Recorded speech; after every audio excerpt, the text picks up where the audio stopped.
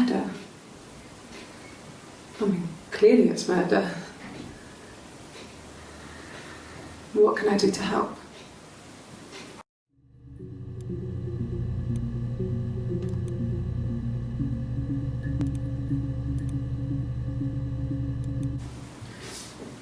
Yeah, that's me. But February, I mean, that was months ago. What's that got to do with Simon's murder?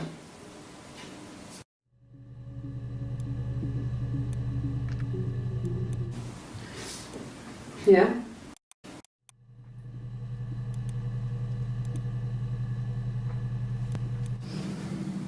I didn't murder Simon. You've got it wrong. You've got the wrong person.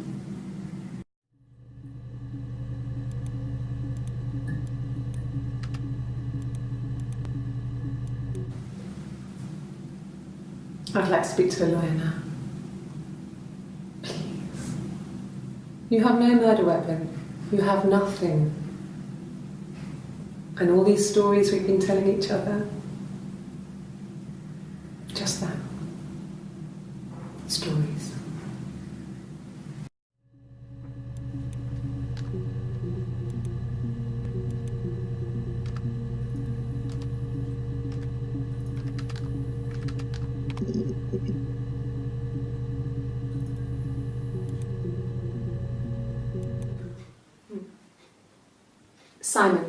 Simon Smith. He works at Ernst Brothers Glass. They do windows, all kinds of glass.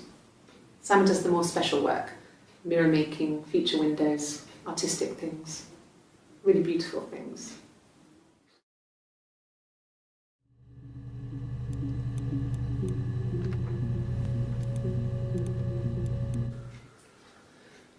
Simon is 6 foot, darkish blonde hair, average build. He's clean shaven. If his beard grows, it goes ginger, so he shaves it.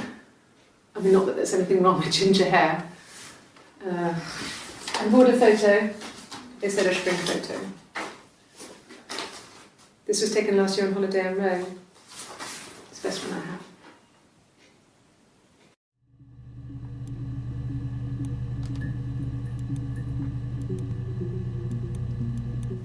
It's the Rockington Arms, the Rock. It's run by a nice couple, Peter and Susan. There's some other regulars there that Simon likes to drink with, and the barmaid they're having sometimes, Helen. Peter said Simon had been in and had a few drinks.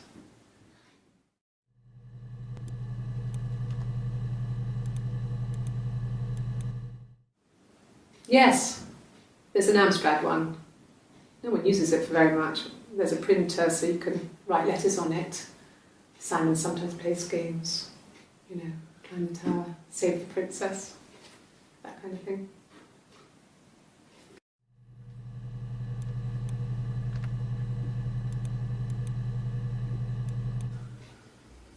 Simon isn't the type to run off or do anything crazy. Someone must have done something to him, or there must have been some kind of accident. So what do we do next?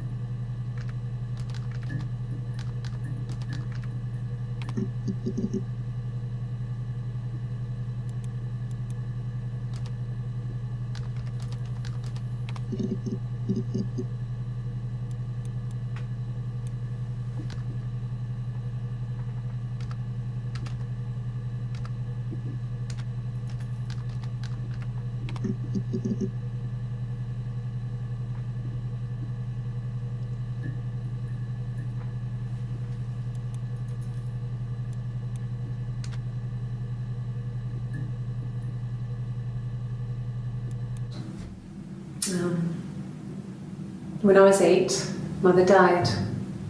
She slipped down the stairs. It was an accident. I had read a diary at that point and I knew she wasn't my real mother.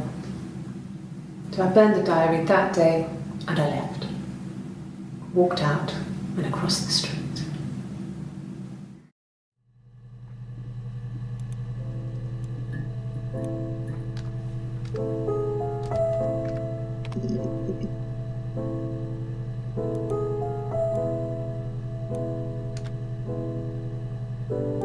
No, he doesn't keep a diary. That's my thing. I've kept one, well, as long as I can remember, since I was a girl. It helps make sense of my day. And when you're forced to put something into words, it just gives you perspective. Everyone's on the same page.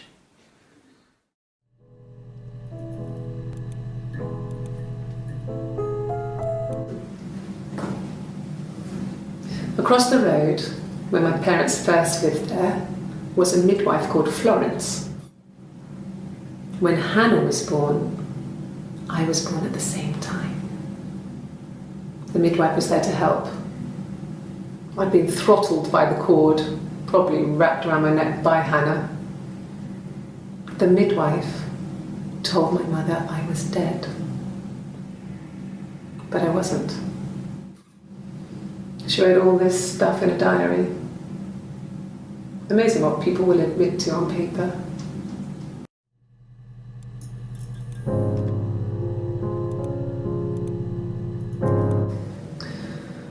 Florence was a warm, kind person, but she was broken, I guess.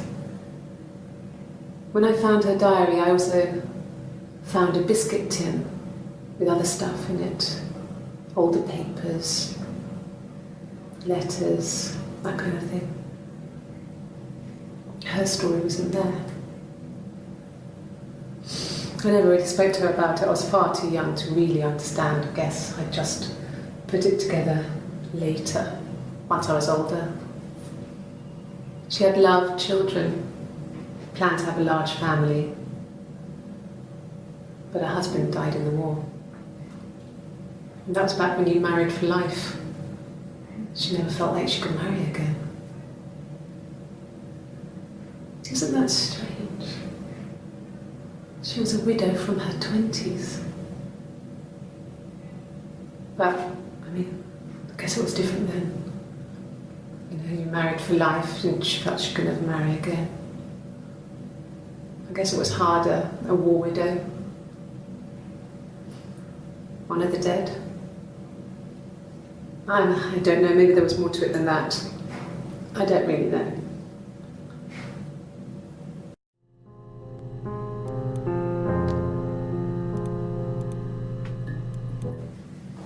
It just became our way of life. We would swap places and take it in turns to do things. And we were very careful. Whoever had been out that day would come back and write a detailed diary so that we were on the same page. We had a list of rules that said what we could and couldn't do in any given situation. It was exhaustive. We lived a second life through those rules. Rules for things that could only ever happen inside our imaginations. We would consider all the permutations of future events and agree rules to walk our way through them.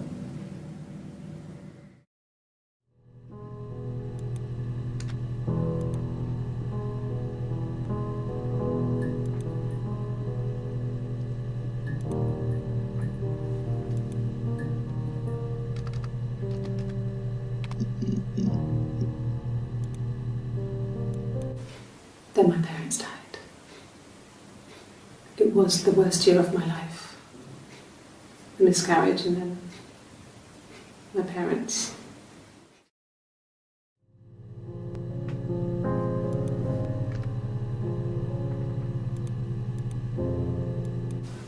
Really? You're going to ask me about my sex life? I mean, isn't that private?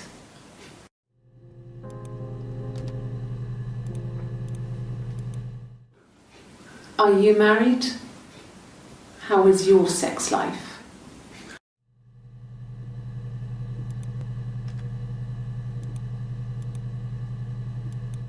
So, Our sex life is probably fairly average for a couple after 10 years of marriage.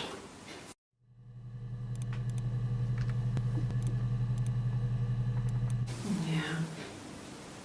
They'd gone to bed feeling ill, thinking it was flu or something. The neighbour called me, I had to use my key to let them in. We found them dead in their bed. And they'd been there for days, no one had noticed. Just awful.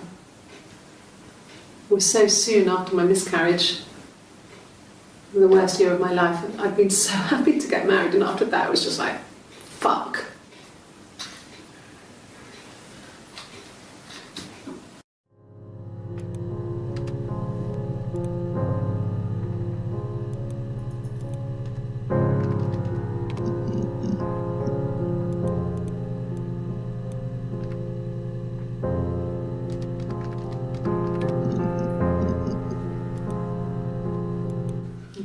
Thanks. Please find Simon. I love him so much.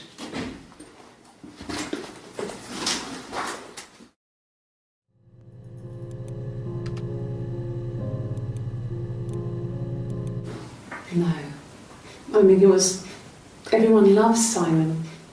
He was so nice to everyone. He loves me.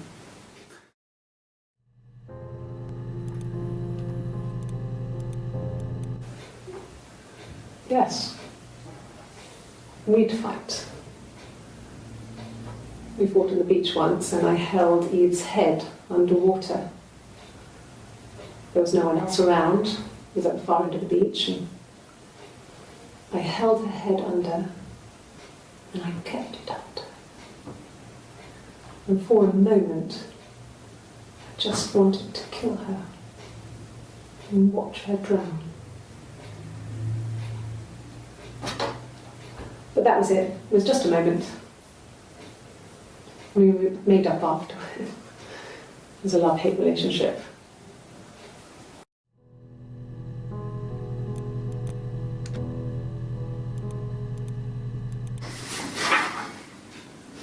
Cute. You must love them very much. What ages are they?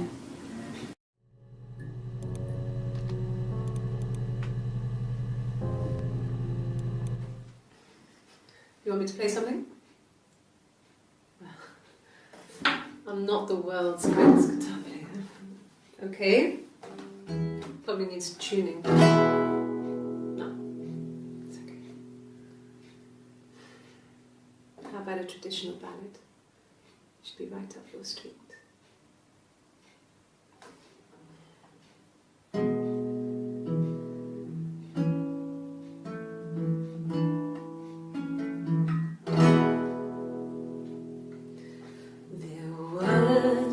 Sisters came walking by the sea. Oh, the wind and the rain.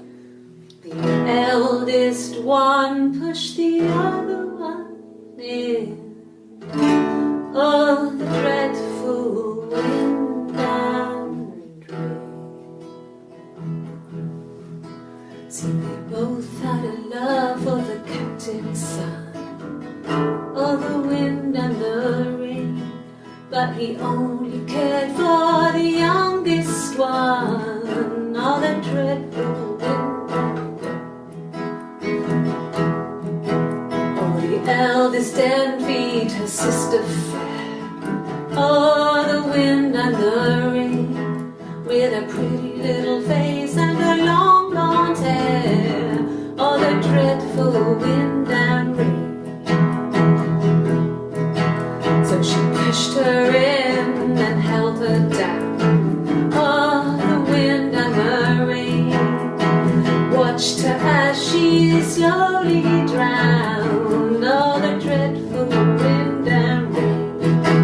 Oh, she floated up and she floated down.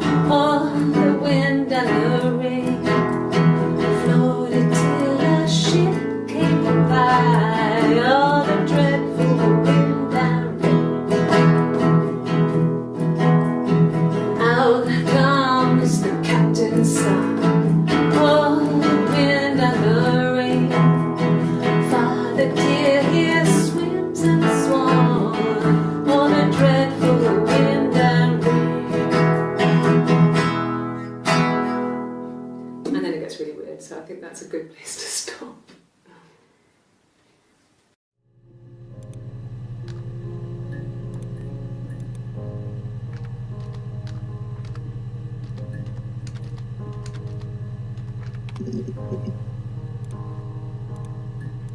Really?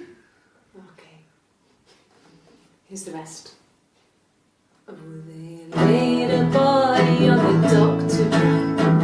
Oh, the wind and the rain, till a fiddler with a fiddle came walking by. Oh, the dreadful wind and rain. And he made a fiddle bow of her long hair. Oh, the wind and the rain. Yes, he made a fiddle bow of her long blonde hair. Oh, the dreadful wind and rain. And he made fiddle pegs of her finger bows. Oh, the wind and the rain. Yes, he made fiddle pegs from her finger bows. Oh, the dreadful wind and rain. And he made a fiddle out of her breastbone. Oh, the wind and rain. The sound could pierce a heart of stone. Oh, the dreadful wind and rain. But the only tune that the fiddle could play was oh, the wind and the rain. Yes, the only tune that the fiddle could play was oh, the dreadful wind and rain.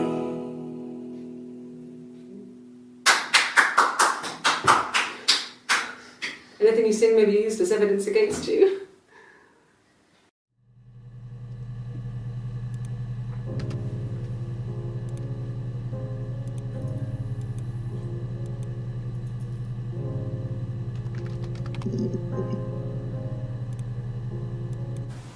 No cat. My parents had a cat before they died called Domino. It was this little black thing with white dots.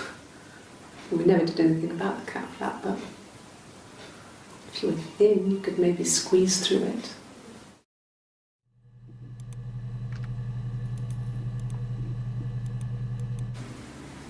No. 1984 was an awful year in the end.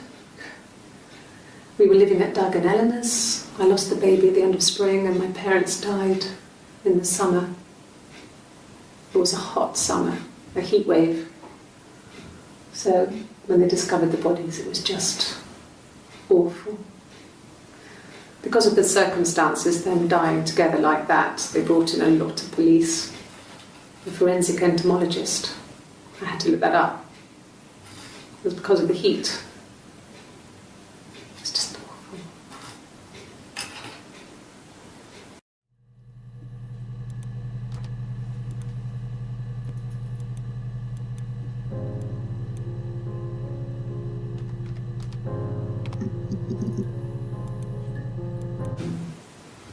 No, they were shut. Most of the windows were really hard to open anyway. They're stifling in summer. They were painted over by my dad. Could have left a door open accidentally. Or there's a cat flap in the back door.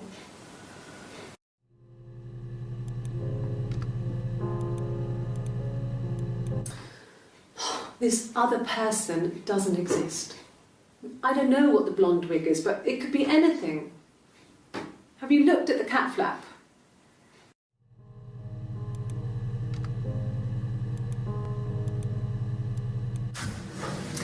When we weren't together, we'd send secret messages by tapping out a code that we'd learned from a book, the knock code.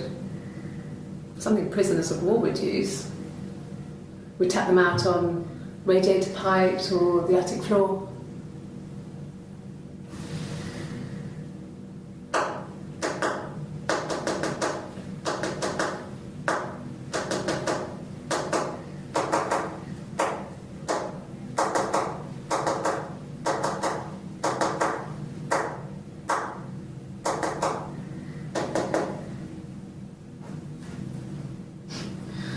Dad thought we had mice, but they couldn't find any. Bought a cat anyway.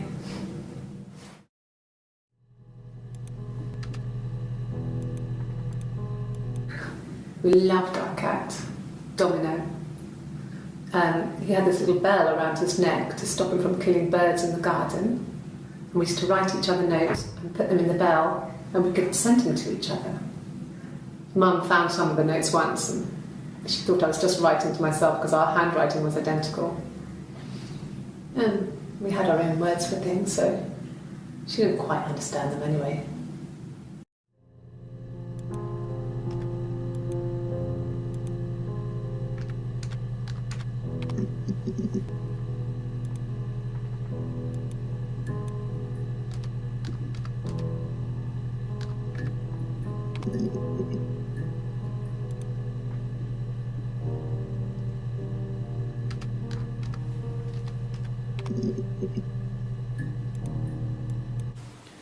It wasn't the present so much, it was one of those arguments that had been simmering for a while.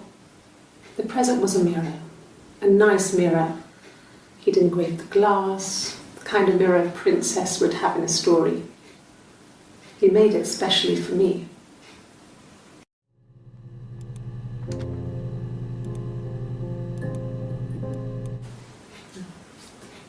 It's Rapunzel. The story starts when she's born.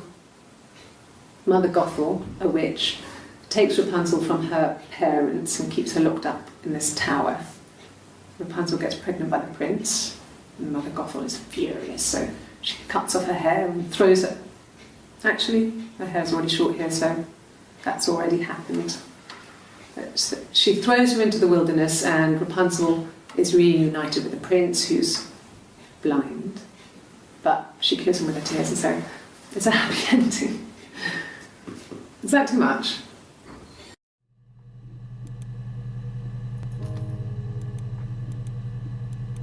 Yes, like a story. A beginning, a middle, and an end.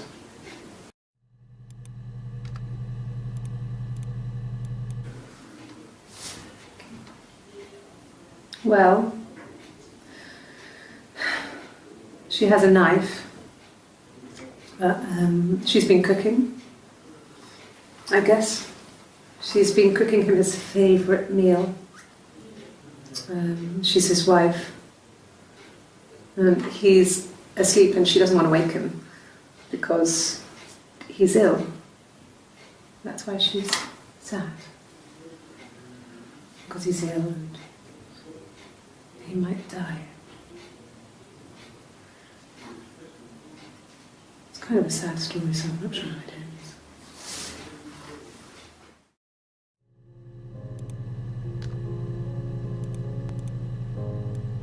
Well, she wasn't my real mother, but she raised me. Do you want to hear the story? It's a real-life fairy tale.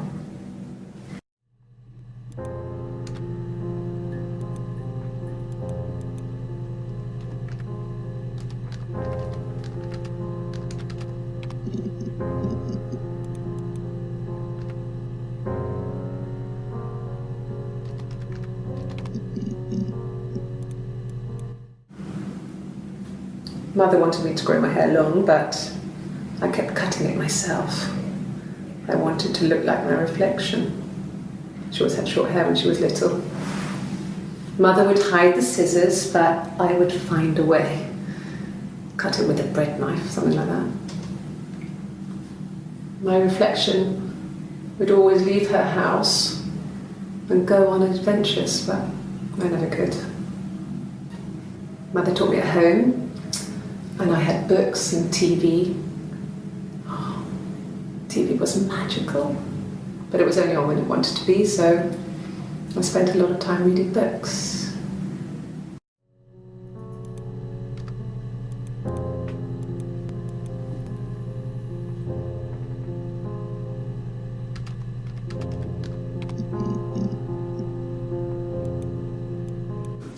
Yeah, when I was at school. I worked part-time in the front shop. It was sort of an extended family thing. My dad used to work there, my mum worked there before I was born. I took care of paperwork, filing, typing out invoices, that kind of thing. It was a good job for a girl back then. I didn't work a till or anything though. I was quite shy, so I wouldn't have liked to have worked a till.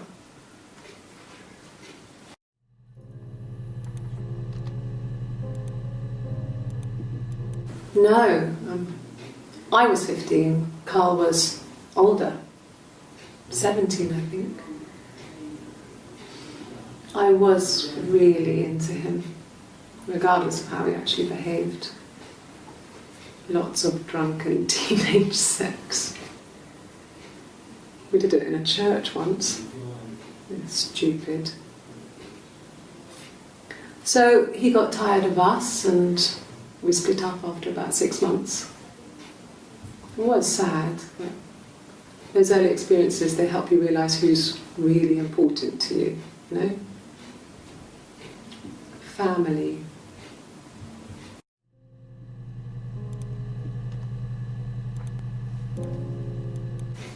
Family. So, Carl fucked off, and then there were other boys here and there, and then Simon.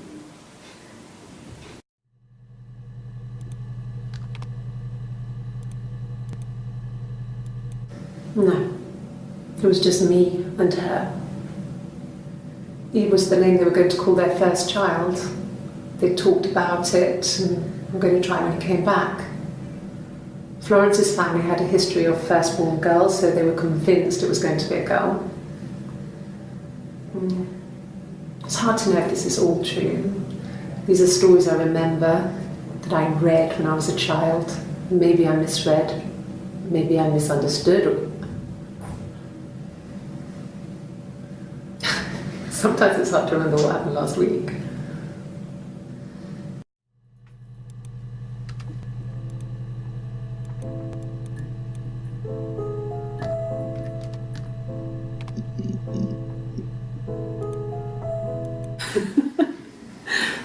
Was he my first?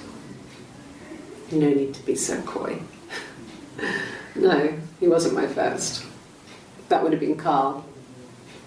He was a local boy in a band. He was a bit of a shit, but he was sexy. We were 15.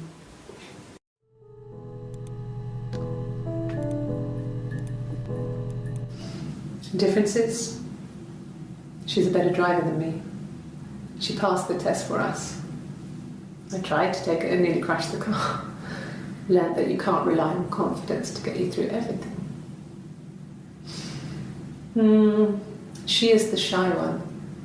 She was especially shy around boys. If Hannah liked a boy, I would have to pursue him. It was that way with Carl. Hannah met him first. She had such a crush. I let him take my virginity after a night that his band had played at. It got difficult. When I was with Carl, we would have sex, but Hannah couldn't let him see she was a virgin. She had lots of excuses. After a while, we decided that I should take Hannah's virginity. It's not that different to a bruise, pulling a tooth, a graze. We used a hairbrush. After that, we took it in turns, though. I was always the one who seduced the boys. Until Simon.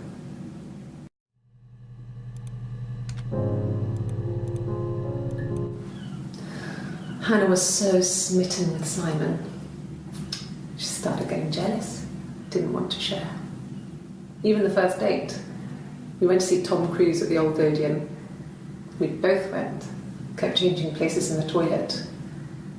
We only had the one best dress, so we had to keep swapping clothes. Must have thought we had terrible bladder problems. The next date, it was my turn. At the end, I let him kiss me, but that was it. We didn't want another Carl on our hands, and the Ouija board had said to hold back. After that, it was Hannah's turn, and she slept with him. Broke the rules. Deliberately broke the rules. She wanted to be the first to sleep with him. I mean, that's when she got pregnant. From that one time.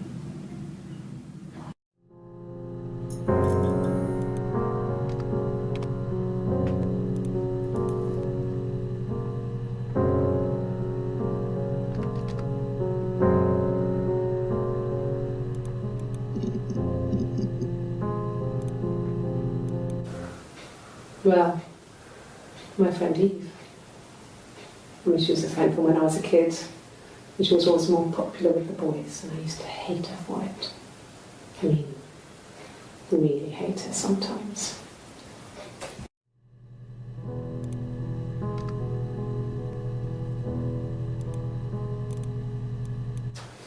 A police station. Yeah. When I was young, we ran away on my birthday.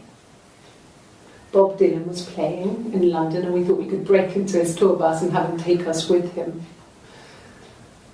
The taxi driver we paid to drop us off, I mean, we'd saved money, pinched a bit here and there to pay for the fare.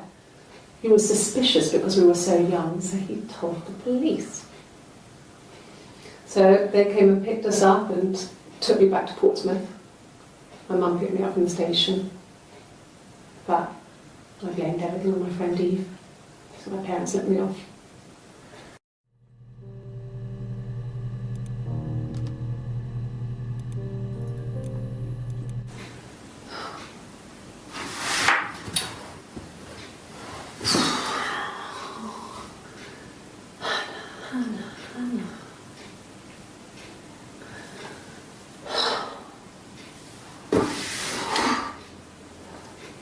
What are you doing talking about Eve?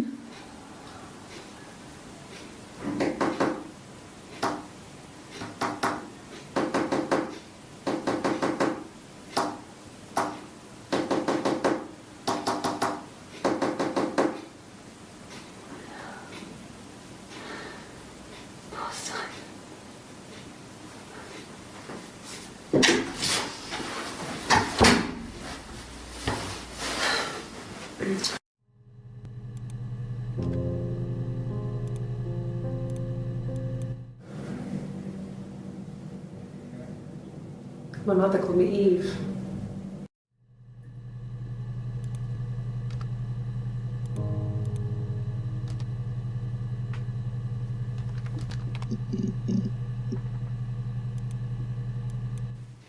And what did your wife do? She didn't kill you. You think I killed Simon because he was having an affair? Well, I didn't kill him. I wasn't even there. I was in Glasgow worrying about whether my baby was still growing inside me. I mean, why would I kill Simon? I loved him.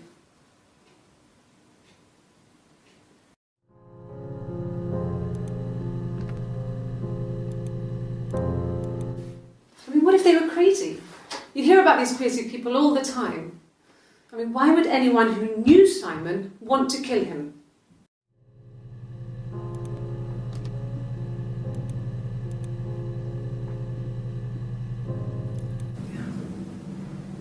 I'm not sure where the dollhouse came from. I don't know if it was given to them or they inherited it. I mean, they wouldn't have had the money to buy it. It was so huge. It must have been taken up to the attic in parts and then reassembled up there. It's a beautiful thing. Wallpaper to scale, little furniture, the lights work, mirrors, beds, big duvets and pillows. We spent hours and hours playing in it, invented all these characters and families who lived there. We wrote paperwork for them all, passports, diaries, gave them all really elaborate stories. Once, a moth got trapped in there. We'd left a light on. It was making the most horrendous noise. We tried to kill it, but it was tough. We ended up crushing it under a copy of the Arabian Nights.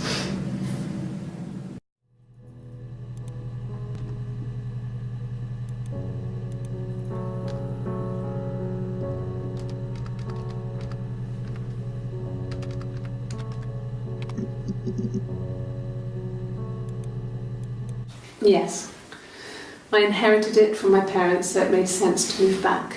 Me and Simon. Felt like going back to old ways before the pregnancy. Reminded me of being a girl, the dollhouse in the attic, old things. We didn't sleep in my parents' bedroom for a long time. We decorated it as soon as we moved in, but it was another year before we started sleeping there.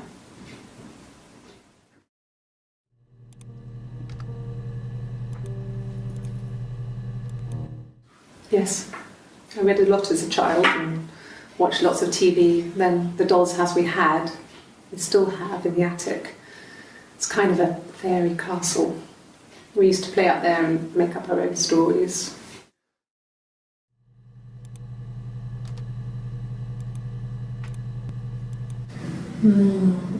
She recognised me from the window. She told me to come inside and she hid me. They had made the attic into a place where Hannah could play. There was a dollhouse. She hid me up there. No one else ever went into the attic. It was her place.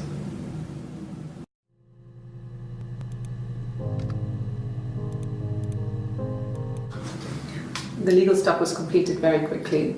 Hannah moved back in with Simon. Eric gave Simon the week off to help with the move. He decorated, modernised wallpaper, curtains. Hannah insists the attic be left as it was, dollhouse and all.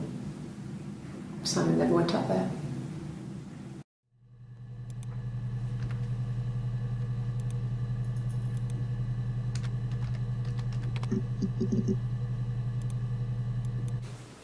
Could the hairs have come from somewhere else?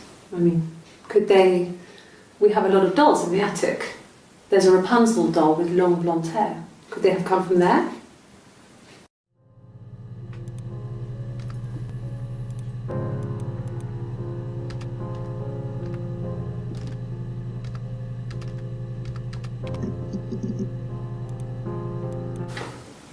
What kind of hairs?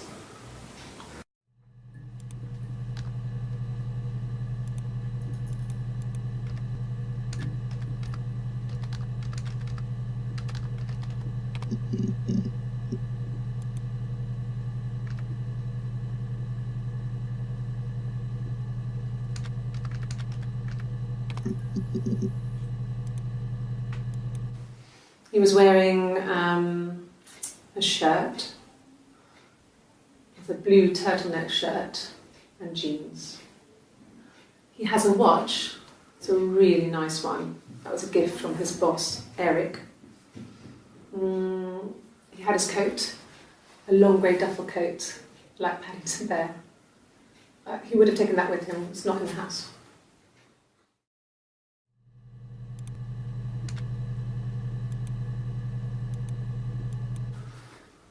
So, it was Friday evening. We had an argument. He left. On Saturday, he didn't come back. I waited all day. He was supposed to go help Eric out with something on the Saturday afternoon. They had a job. He didn't show. So Eric was ringing on the phone. I checked at the Rock, that's our local. They said they'd seen him on the Friday night, but not since. He still wasn't back this morning. It just isn't like him at all. Still not back by dinner time. It's getting dark again. So I decided to come and see you. His parents haven't heard anything either.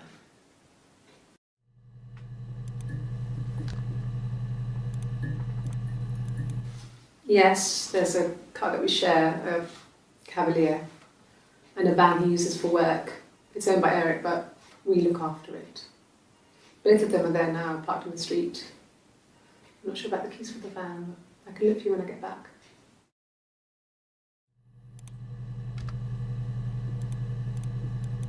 Yes, that would be in his wallet. It's a Visa, a silver one.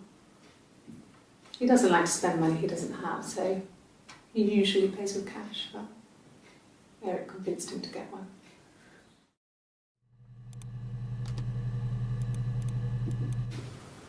Well, Eric was like an uncle to him.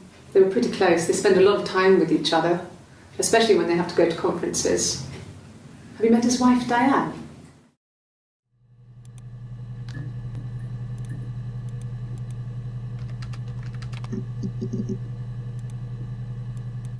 Not really. He would go to the pub. He had his drinking buddies there, but no one ever really came back to the house. Sometimes Eric, his boss, and his wife would come over for dinner. That would be us returning the favour. Diana's a really good cook, into her trendy ingredients. And the last time Simon cooked something off MasterChef, he got the recipe off Ceefax, and I did my Lloyd Grossman bit, commenting from the sidelines. I had to find fennel from the supermarket. Have you ever eaten fennel?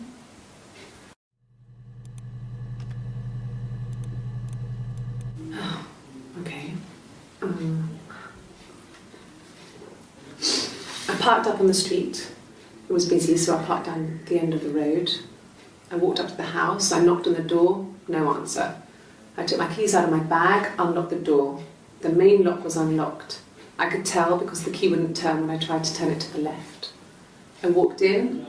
Simon's coat wasn't on a peg. I couldn't see his shoes on the shoe rack. I shouted out for him. I walked straight into the kitchen. He usually sits in there to have a cup of tea and read his paper. He wasn't there. I touched the kettle. It was cold. I looked quickly into the living room. Nothing. I walked upstairs to the bedroom. He wasn't there. I didn't search for him because it was pretty clear he wasn't there. Then I had a shower. Whilst I was in the shower, the phone rang. I think it was Eric, his boss. I didn't answer it. Then I came out and I was just exhausted. So I lay down on the bed and I fell asleep, but I didn't mean to. I woke up a couple of hours later and I was surprised to see no one in the bed next to me. And then I remembered where I was and what had happened. That's when Eric called again. I spoke to him. Then I called Simon's parents. And then I decided to come and see you. That enough?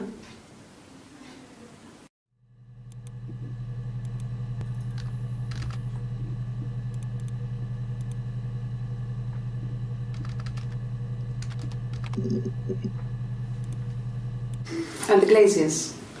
I worked there some weekends and Simon had a part-time job there too. That was Eric's generosity. He was always good at helping out other people's children. Simon was quiet, more thoughtful than the other boys. Even then, he had a sense of craftsmanship. Wasn't always rushing stuff. Boys that age are just running around like headless chickens most of the time. You know? Plus, he had that look. He looked like a fairy tale prince from one of my books.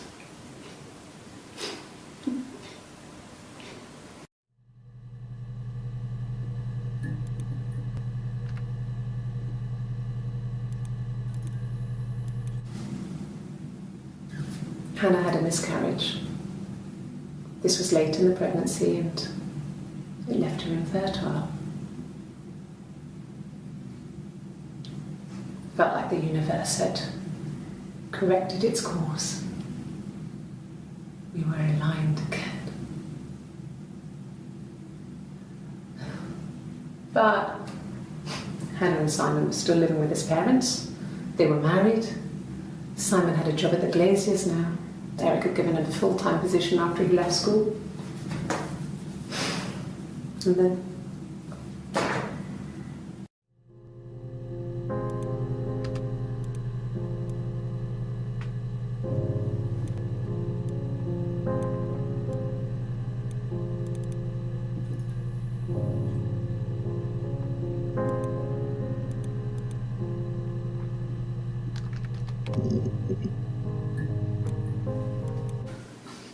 I got a job to contribute, you know. Doug knew someone and I got a job as a dinner lady at the primary school. They said it didn't matter if I could cook or not, just don't poison the kids. So you see, it's always been complicated between me and Simon. It's never just been the two of us, there's always been pressure.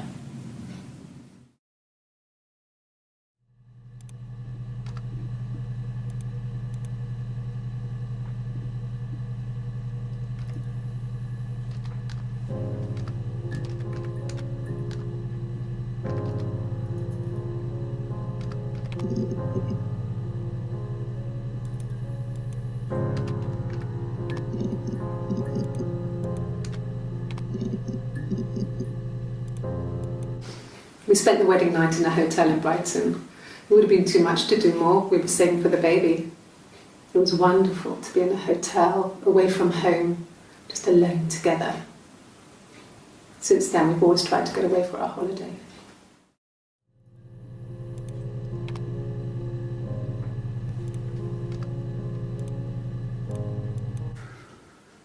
We couldn't afford our own place. Simon dropped out of school, went full-time at the Glaziers. That was Eric's generosity. We moved in with his mum and dad. They had a spare room for us and the baby, if it came. It was a nice change, time to myself, living there for those months, full of hope.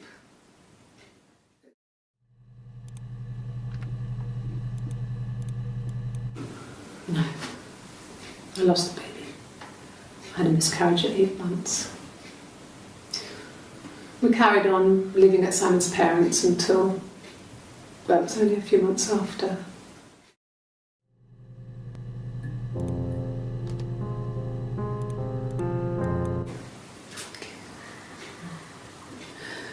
It was after dinner. I'd spoken to Simon's parents on the phone. I looked up for an early night and I suddenly had this thought. I think it was something his mum had said. She'd been speaking about old stuff, sad stuff, about when we lived there, about the baby. There's some boxes in the cellar, nursery stuff we never needed, and I never had the heart to throw out. And I suddenly remembered that when I'd looked down there the week before, those boxes, that pile was in the wrong place. I went cold all over. I went down there with a torch and went straight to the back, and that's when I saw the bin bags.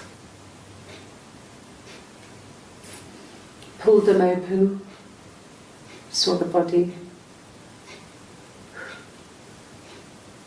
I screamed, and that's when I called the police.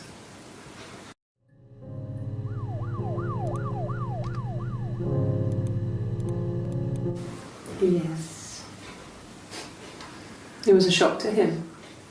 I mean, we never thought it was possible. I don't know what I hadn't decided whether to keep the baby. I wasn't really ready to talk to him about it.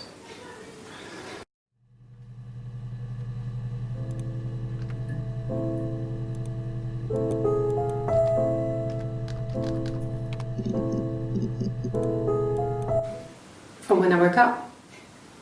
Okay. I woke up. Simon was already up and he made me birthday breakfast of eggs Benedict. We both had to go to work, so we saved presents till later. I got to work, had some birthday cake, children sang me happy birthday. Then I came home. The birthday meal was a takeaway, and Simon gave me his present, which I didn't mind. And after that, we talked about the baby. It turned into a big argument. Simon left. I was furious. I wanted to get as far away as I could and get some space to think. So I left.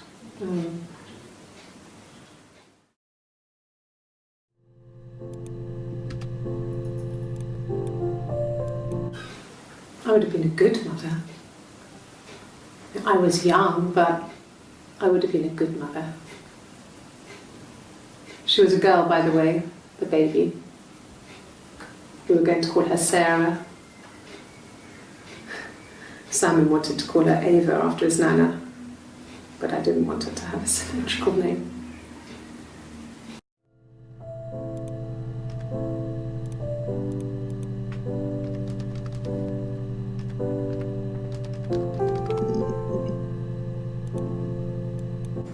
It happened very quickly. We hardly had to talk to each other. We agreed almost silently. The baby was what mattered. We'd help each other. We cleaned up. We bagged up the broken mirror, her clothes. They're gone. We took him down to the cellar. We knew we had an alibi, and we wanted the body to be found later. We wanted to have suspicion on us so we could then disprove it, rather than have it linger. Better to keep the body in the house than risk being seen with it. The watch, that was my touch, to make sure the alibi stuck.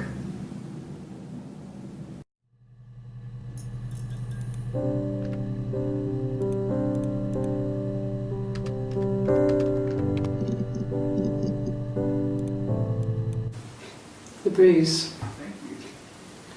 I have a really fast metabolism, so stuff like that just comes and goes. I don't know if there's much more that I can tell you that I haven't already told the other policemen. I found the body.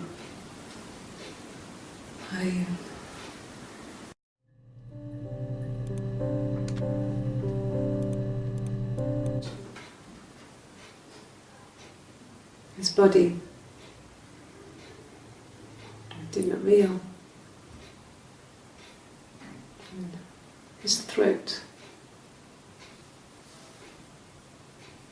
It looked like his throat had been cut.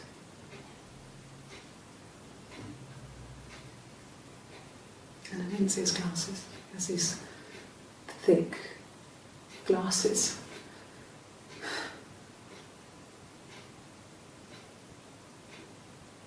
He doesn't always wear them.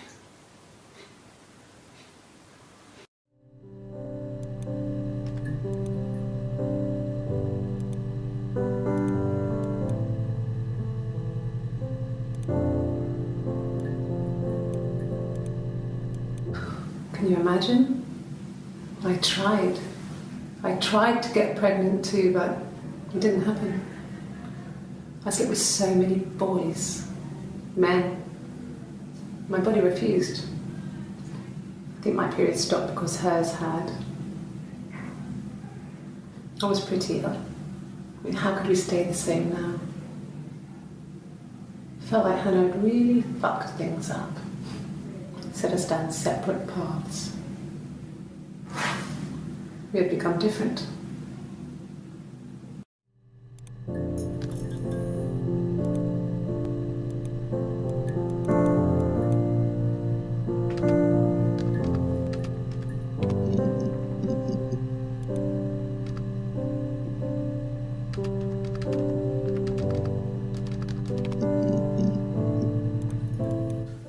No, he doesn't have any tattoos. He has a scar down here near his stomach, past his hip. Cut himself with some glass. That was before, a long time ago. He looks just like the photo. He's not got his glasses on here though. He takes them off for the camera. But he needs them to see properly, you know. He has to read a newspaper or a menu in a restaurant. Not book so much, or watching TV. He likes TV.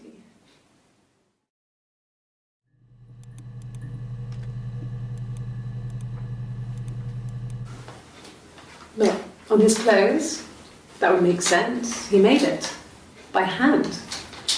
I mean, he brushes the silver onto the glass. It's not how they make mirrors these days. I mean, he made the mirror, and he gave it to me.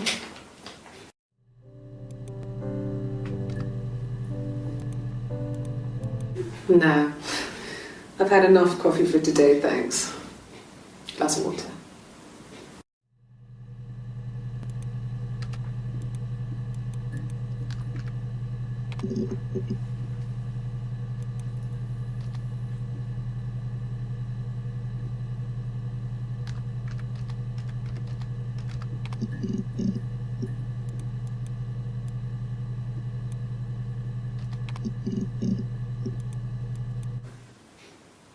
No. The whole thing was wrong. The bags, I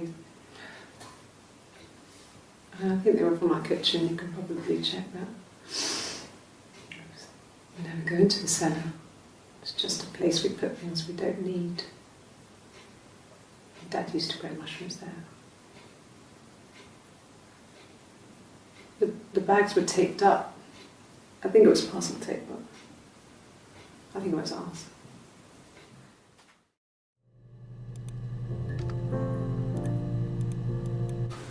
When will the police let me back in the house?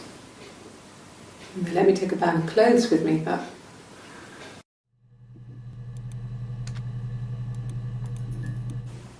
Okay. I parked up on the street. It was busy, so I had to park down the end of the road. Walked up, knocked on the door, no answer. I took my keys out of my bag and unlocked the door. The main lock was unlocked. You can tell because the key doesn't turn when you try to turn it to the left. I walked in. Simon's coat wasn't on the peg. I couldn't see his shoes in the shoe rack. I shouted out. I walked straight into the kitchen because he usually sits in there to have a cup of tea and read his paper, but he wasn't there. I touched the kettle. It was cold. I looked quickly in the living room. Nothing. So I walked upstairs to the bedroom and he wasn't there. I didn't search for him because it was pretty clear he wasn't there. I had a shower. The phone rang whilst I was in the shower. I didn't answer it. I think it was Eric. Then I was just exhausted. So I lay down on the bed and I fell asleep, though I didn't mean to. I woke up a couple of hours later and I was surprised to see no one in the bed next to me. And then I remembered where I was and what had happened. That's when Eric called again. This time I spoke to him. Then I called Doug and Eleanor. And then I decided to come and see you. That enough?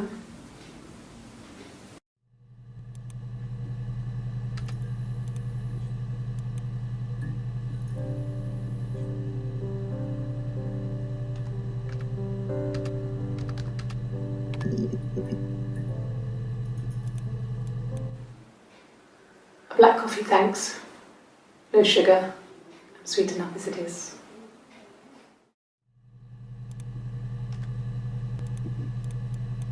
Yes. I got to Glasgow. I was exhausted, so I pulled over and slept in the car. I woke up because a rubbish truck went past. I got some petrol, bought a coffee and a pastry, tried calling someone from the payphone, and then headed back.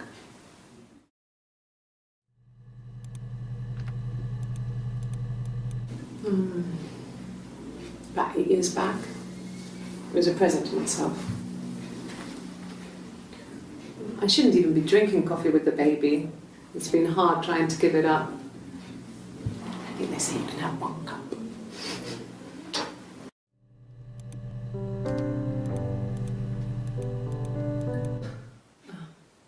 Coffee, I guess. Milk and sugar.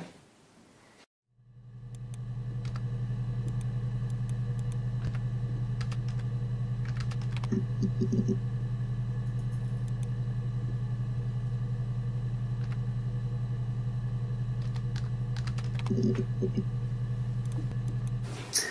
cup of tea would be good, thanks. Just one sugar.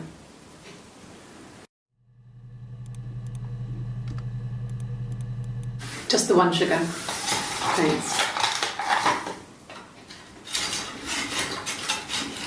Is that kind of recording?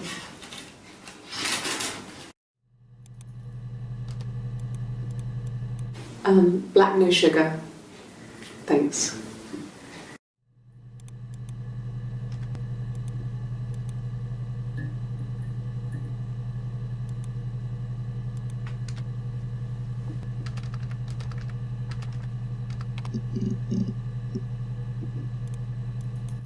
Oh, tastes fine to me. As long as it's black and strong, I'm good.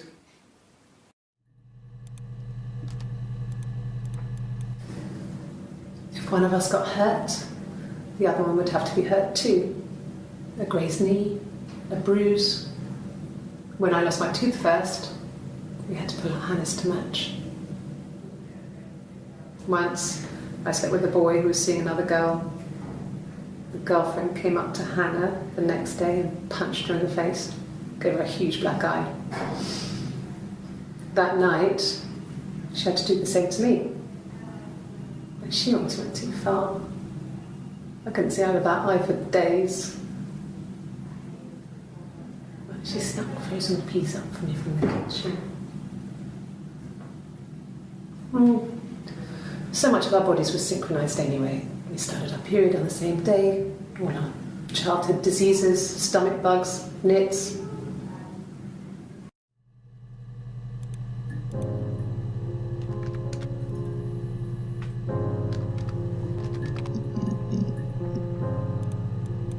Bruise?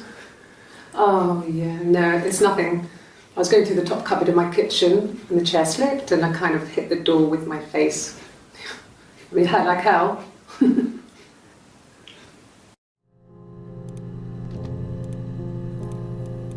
This was about 9. I went round and she was waiting for me. She was furious and so angry, the kind of anger you can only have towards yourself. We screamed at each other, argued, cried, we fought. I hit her back, left a bruise. I had my wig on from performing, she tore it off. Eventually, we grew tired of fighting and I left.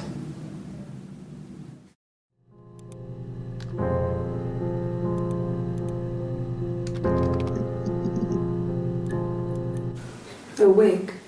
You mean, what type of wig?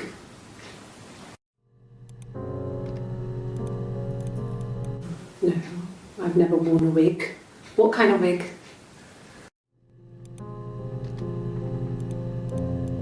No. The parents decided there would be a wedding.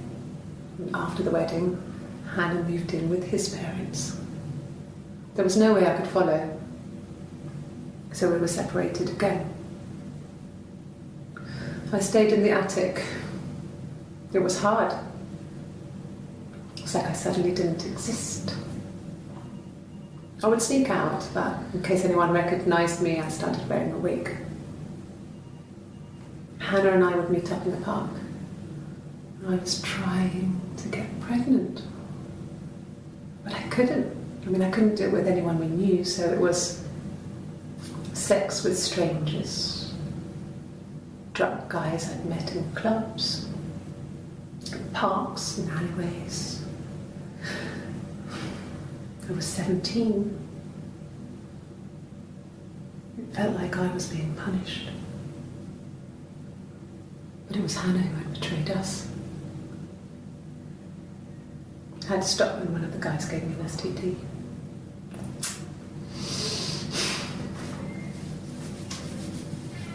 When we met up, it was disturbing.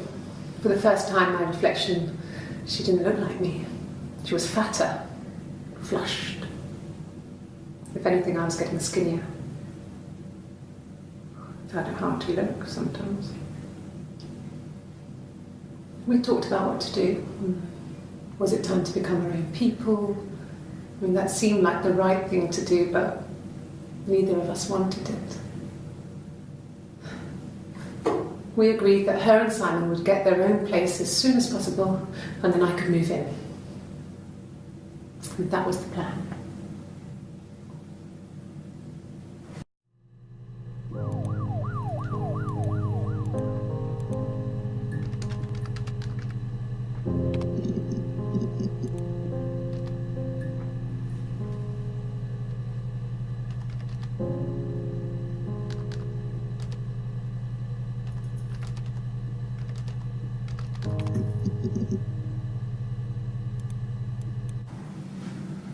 Florence took me home with her.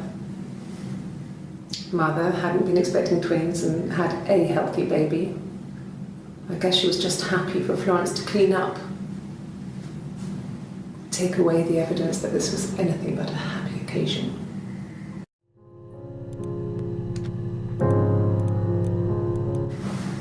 Florence raised me in her home. I never left it. She kept me out of sight. It wasn't odd for people to see a midwife with a baby, carrying in supplies, washing nappies, that sort of thing. I never knew any different. I grew up looking out of my window and seeing her across the road. I thought it was like a reflection in the mirror. She was me.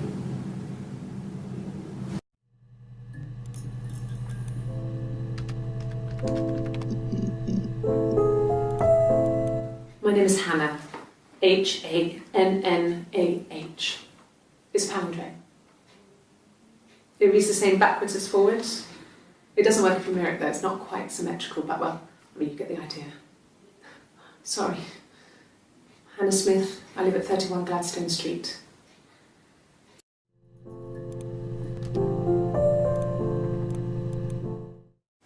The mirror.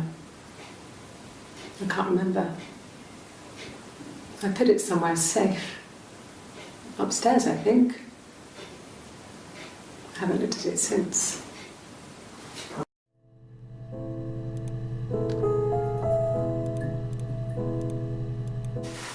Silverleaf? No. He normally silvers them properly. This mirror, it's supposed to look antique. The reflection isn't as good. It's the perfect mirror for someone who doesn't like to look at their own reflection.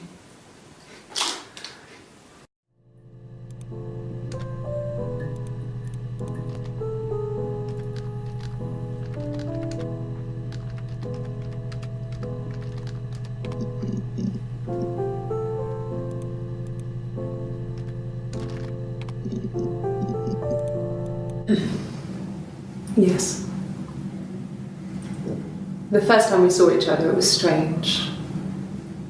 We both realised at the same moment, I think. We must have seen each other before, but there was this instant when we first realised it wasn't a reflection. The reflection was staring back. I think I was 5. It was my birthday. My reflection was wearing a party hat and waving. I knew what party hats were from books. And it suddenly occurred to me, today must be my birthday. I waved back and we just spent ages waving at each other and copying each other's movements.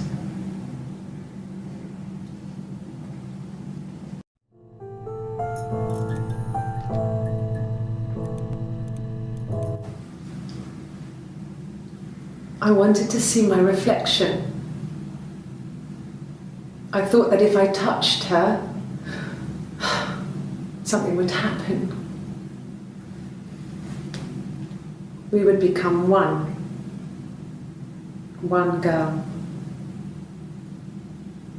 The fairy tale was over, the witch was dead, and I'd be restored to my rightful place.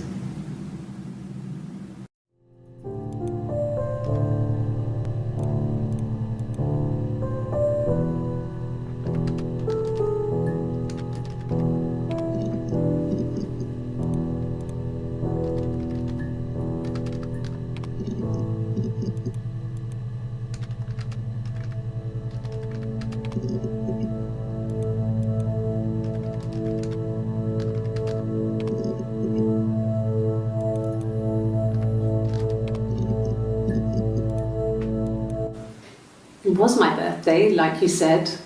We were going to have a meal at home. We had our meal. He gave me his present. I guess I didn't like the present.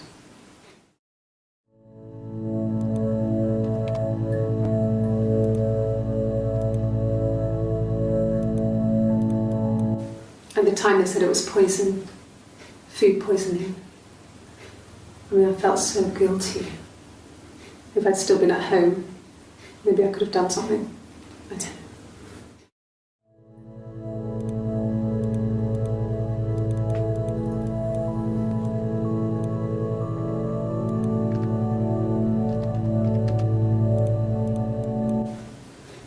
I mean, I don't know. Something must have happened to him on his way home. He could be hurt. I mean, why hasn't he phoned? I don't know.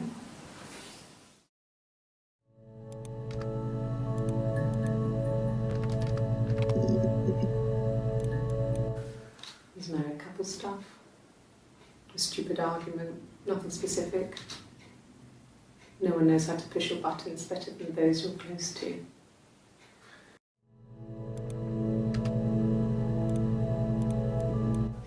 Sure, yes, of course, if that would help. Will you phone the house to let me know when you want to come round? Then I can make sure that I'm there.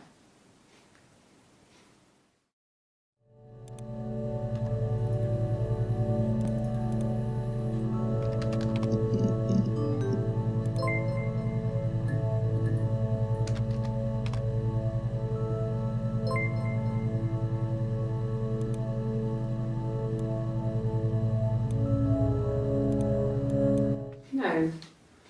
I mean, yes, we have arguments, but no, he never runs off. He always comes back. We make up. It's always that way.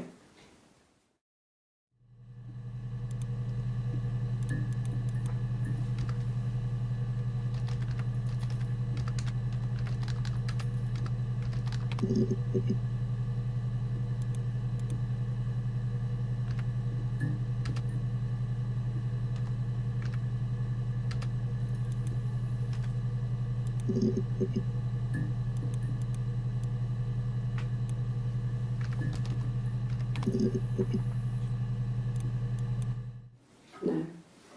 I think he spoke to Helen. She said he was upset about her argument, but I'm not sure what else he said. He likes Helen. He likes blondes.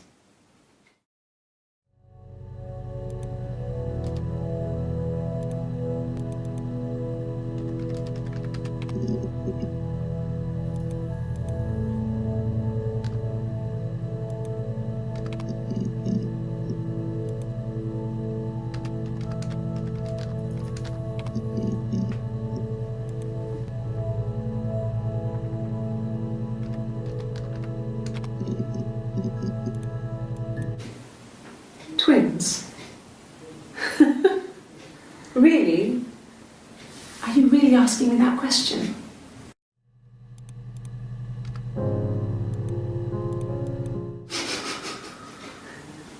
Are you out of your mind? Twins?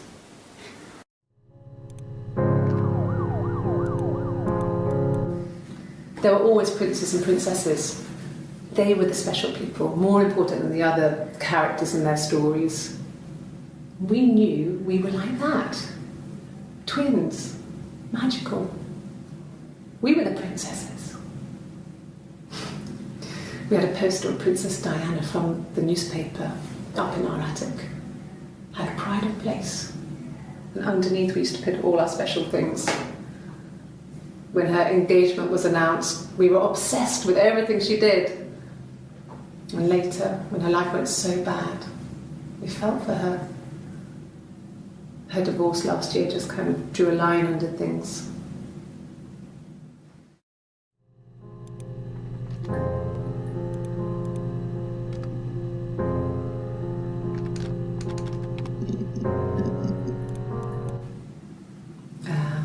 When she went home, Simon had a birthday tea waiting.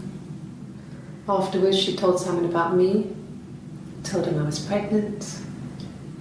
She wanted me to move in with them, this sister he didn't know she had. She knew that instant. The look on his face. She knew.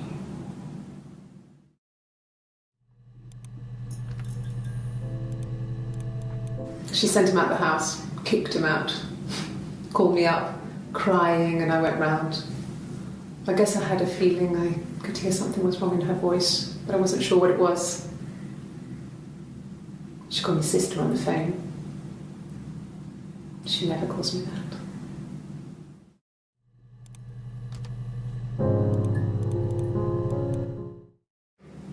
My sister is gone. And she's never coming back.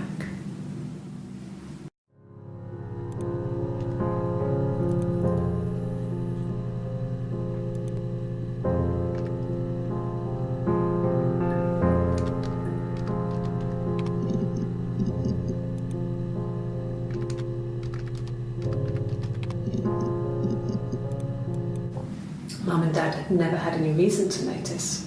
They were always busy. If Hannah was eating a lot, they didn't mind. She didn't put on any weight. That girl has a healthy appetite. If they heard us talking in the attic. They just thought it was Hannah playing one of her games, and that Eve was our imaginary friend. Once, she was already up and dressed and ready to go to school, and I snuck down for a piss. Mum saw me in my underwear, she went mad. "Get dressed this instant!" So I ducked into our bedroom, and seconds later, out came Hannah, dressed and ready. My mum was amazed.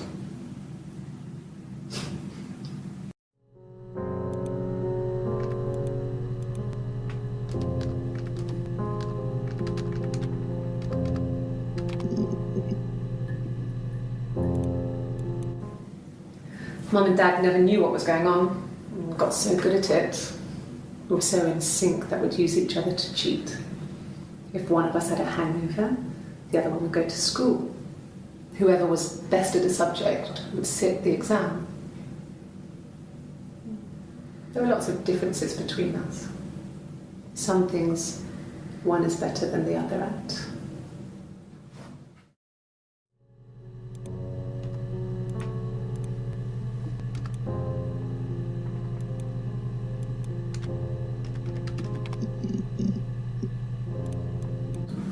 Yes, I'll take a lie detector test.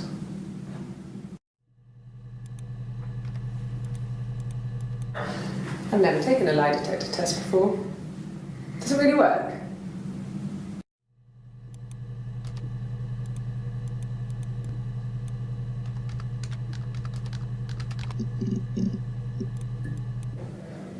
My name. That was the only question I failed. Your lie detector works.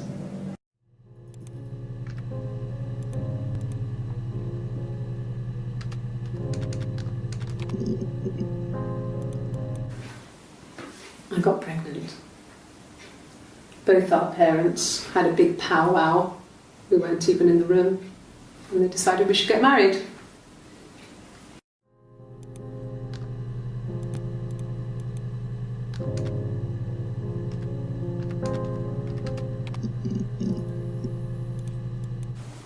They said it was food poisoning.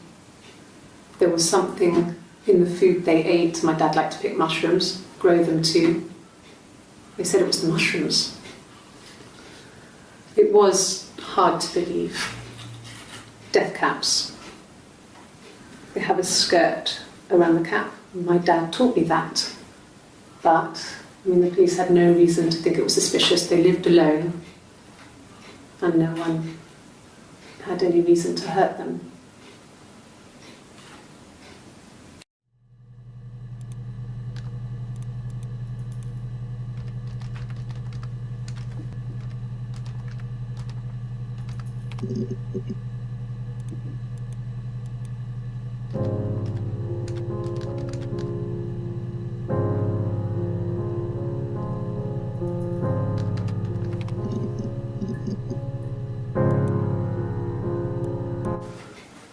I guess you could call it that, but we were both happy to get married. It was a beautiful wedding.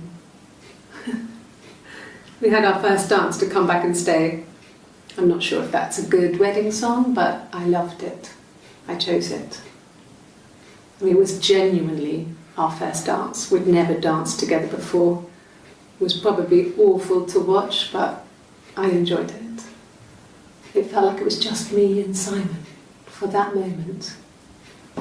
Just the two of us.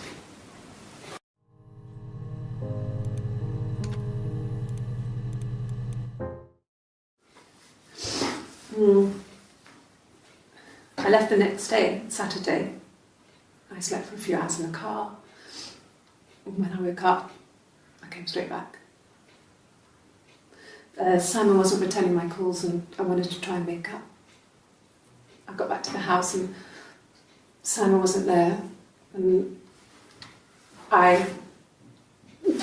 excuse me. Is there a bin?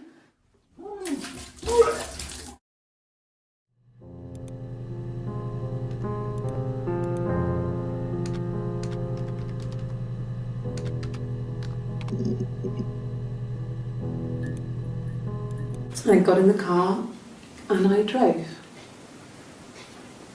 And just kept driving north. Just kept going, just wanted to get as far away as I could. When I finally stopped, I was all the way up in Glasgow. I was so tired. I just had to sleep.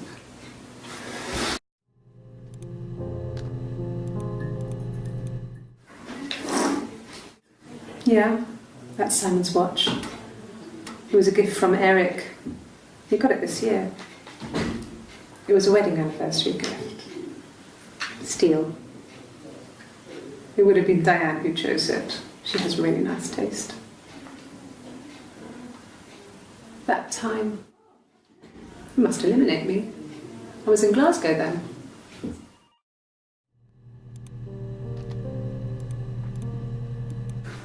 No, I don't think so. Glasgow was deserted that early in the morning.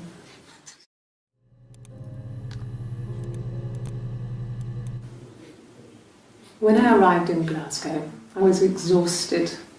The streets were empty. I was driving badly. And I hit a taxi. Not a big crash, just paintwork. The guy was so pissed off because I didn't have a driving license on me. But when I told him I was pregnant, he made sure I got to the hospital so they could check me out. It was fine. The hospital must have details when I was looked at. There's a scratch on the car.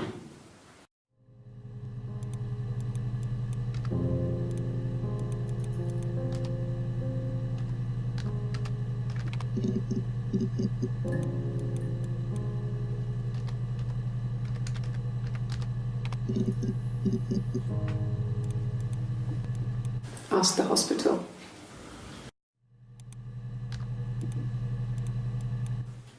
I don't see how it's hard. We've established I was in Glasgow when he was killed. You've spoken with the hospital.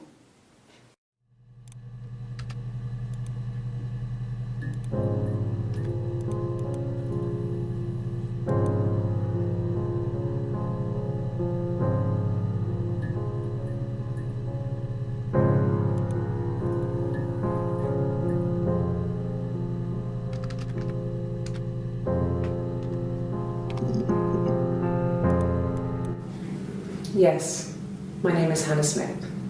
Oh, shit. Sorry.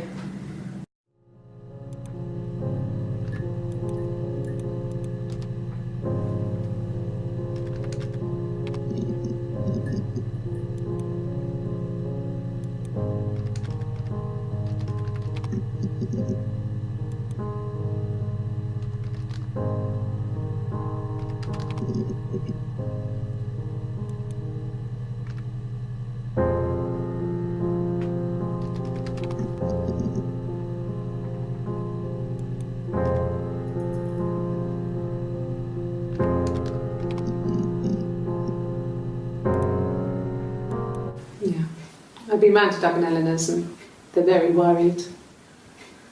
I feel sorry for them.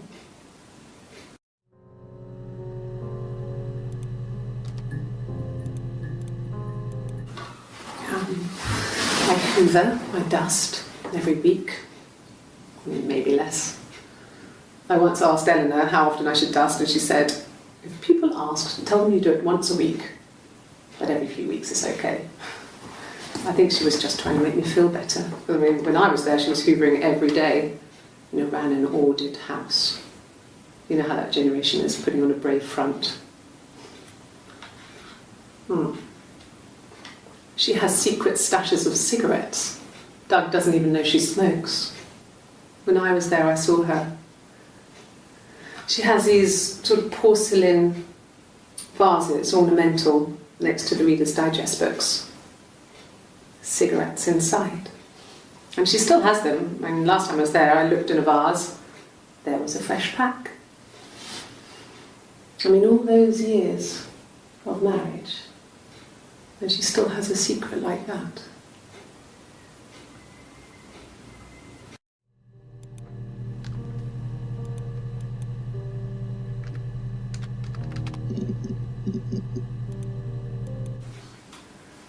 When you've been married for 10 years, stuff accumulates.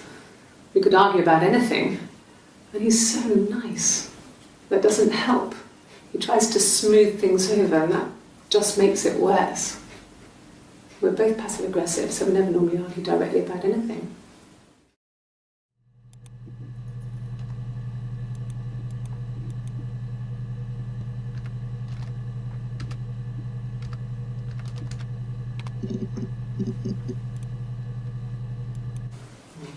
Diane is really nice. She helps out with the glaziers, organises the Christmas party, that sort of thing. They have 2 kids, really sweet kids. She used to look out for me when I worked there.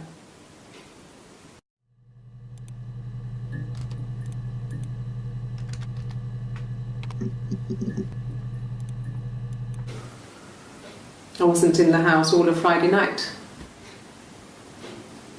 After the argument, after Simon left, I left too.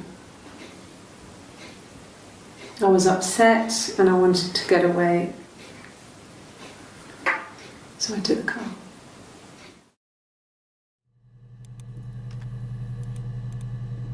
Yeah, I pulled over and slept in the car. This was just by the side of the road. I was exhausted.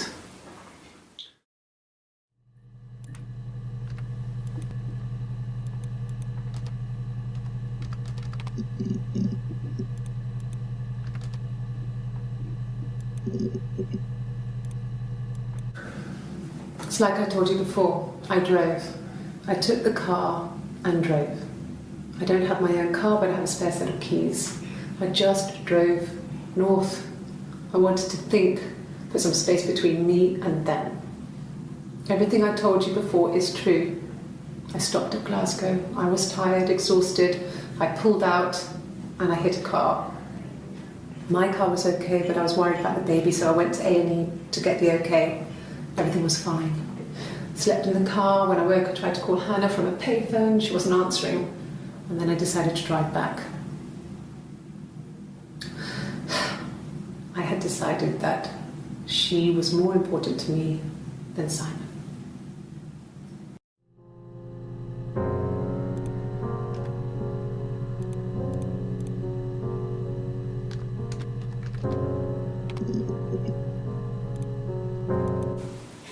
And the hotel said he was there?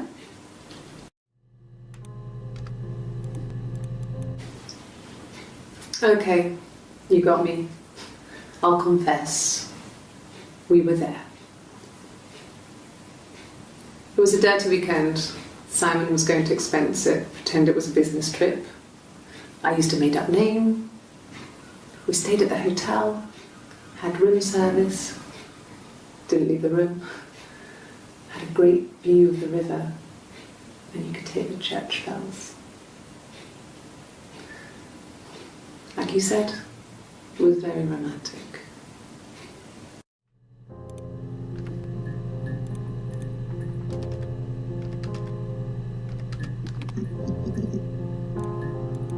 It was supposed to be a secret. Just because Simon is dead doesn't mean I have to give up all his secrets.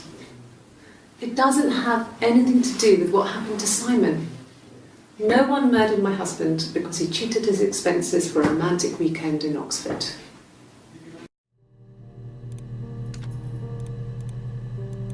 Nothing else happened that night. We talked, then I said goodbye. Then next week I was singing in the bar again, and there he was. And again the next week, he offered to buy me a meal. I told him I had already eaten, and so we got chips and ate them on the beach instead. When we said goodbye, he asked me to kiss him. Romantic.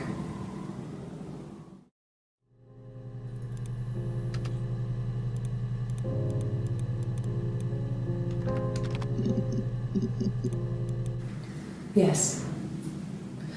I thought about telling Hannah. I felt guilty after the kiss. But then it began to feel like this was the way it should be.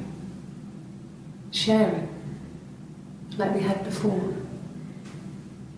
He never mentioned her to me. There was the Simon with me and the Simon with her. It was almost like it was a different Simon. But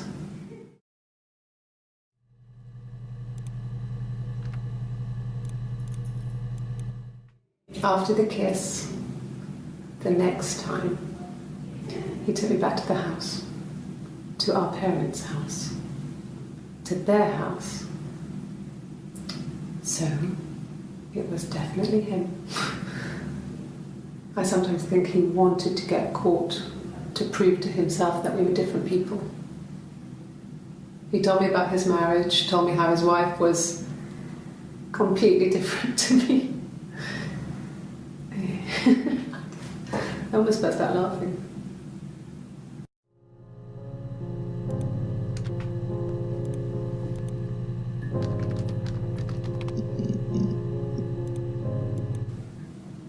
So I moved out. Got a small bed sit. Got my tattoo to mark the occasion. I was singing in a bar in the evenings, so I had some money, enough money to cover my rent. And I've been doing something similar ever since. I haven't put down any roots. I don't exist.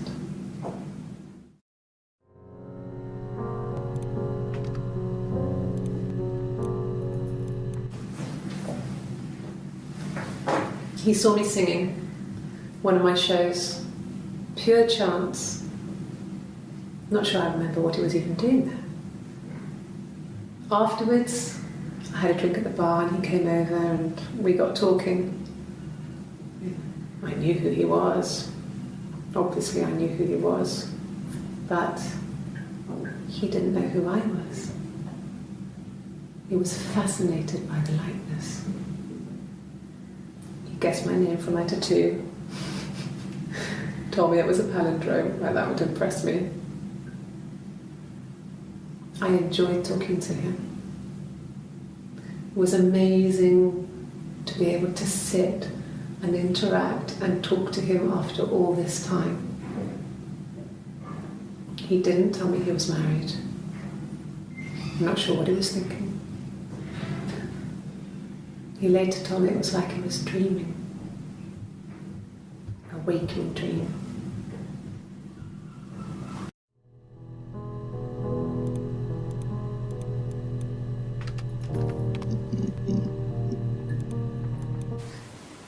Are you sure? What would he be doing in Oxford if there was no conference? I remember calling him. He said it was boring and he spent most of the time at the bar.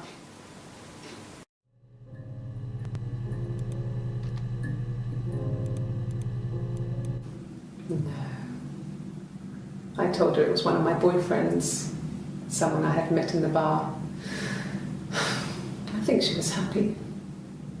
But I could tell she was thinking, why couldn't it happen to her and Simon? They were the ones with the real life. Why not them?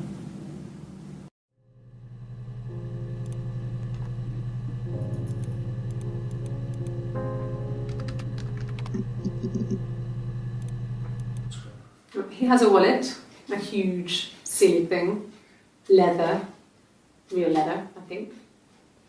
He packs it full of stuff, business cards, receipts, lottery tickets. He always carries it in his back pocket. I think that's why he's got a bad back. He sets the discs. I haven't seen it, so he must have it on him. He always takes it out of his back pocket before, when he comes in, if he's in the house.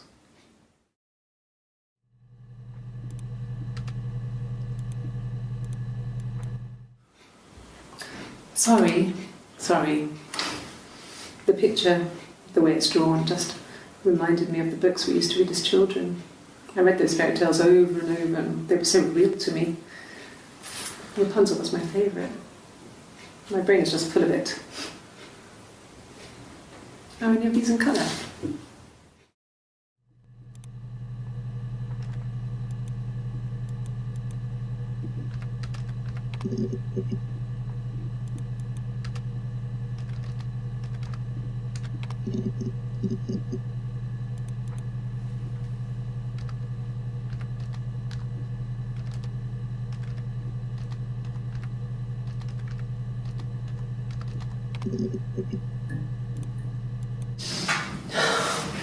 We were obsessed with fairy tales. Not just the pretty, pretty ones, but the traditional ones. They were dark and real, bizarre and violent. Felt like life.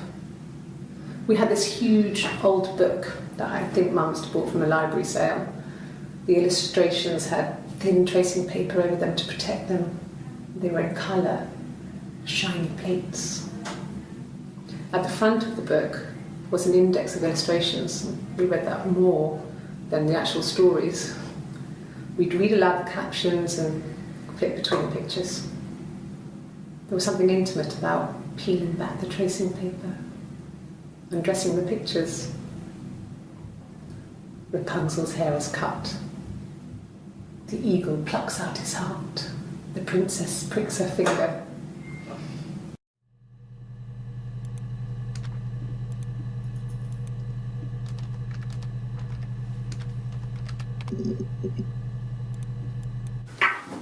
Let me see.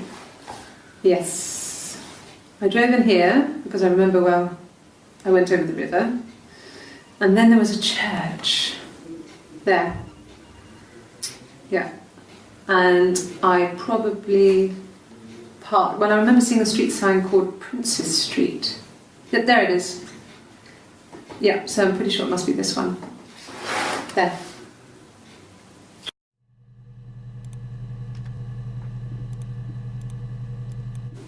Yeah, we were 17.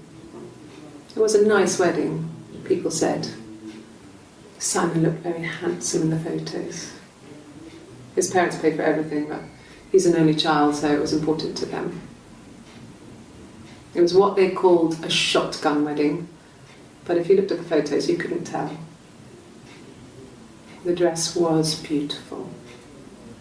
It looked like Princess Diana's. The train wasn't quite as long though. There's a great photo of the bridesmaid helping to carry it out of the car.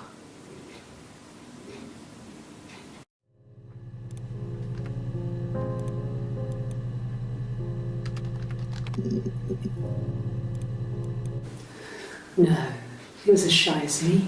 I asked a friend to ask him out for me. We had our first date at the Odeon in North End. We went to see Risky Business. I had on my one best dress.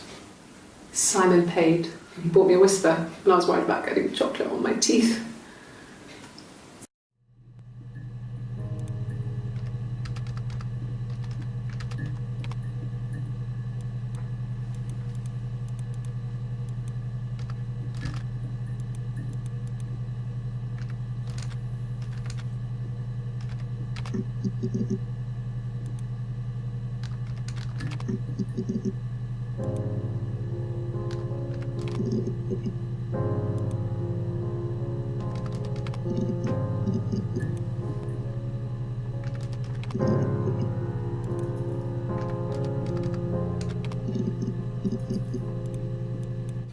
Good, happy. I mean, ups and downs like any couple, I guess, but we've been married for over 10 years.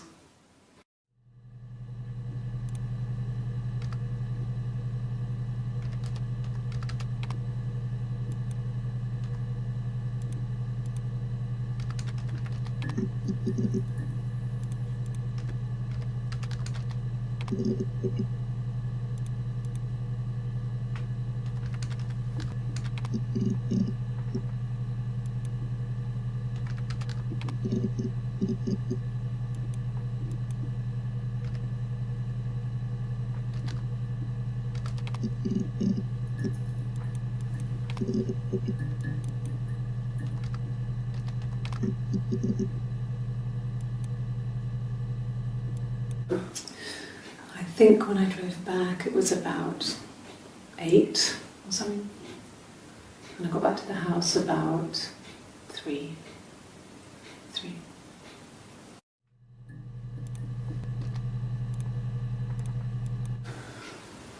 Well, fine, considering. I got back into the house today, and that was weird, knowing your people have been there through my things. It's like I'd been burgled. Only worse, obviously. I don't know. I haven't looked in the cellar yet. They sent a cleaner in. As good as new, he said. But they had to throw some stuff out.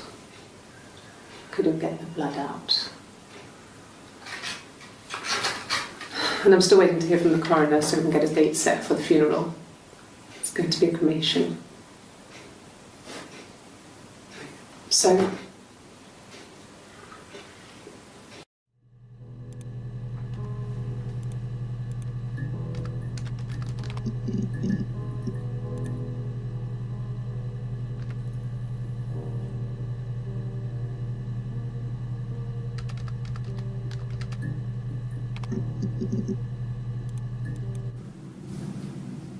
her story is that she'd waited for him to come back. She put on my wig, some of my clothes, pretended to be me. They talked. She'd enjoyed being me. He said he wanted to be with me. Then he took out a present, another mirror, just like the one he'd given her earlier. That unique present. She went crazy, smashed the mirror. They argued, screamed. He hit her. So she grabbed a piece of the mirror and just swung it round. She cut his throat clean open. She'd only meant to scare him off.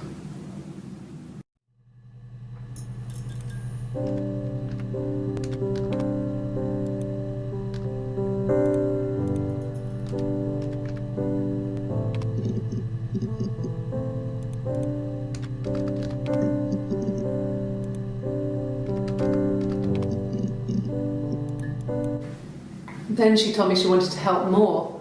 She said I should move in with her. She would come clean with Simon about me. I was family. I couldn't have a baby in a bedsit. I told her I didn't want to tell Simon.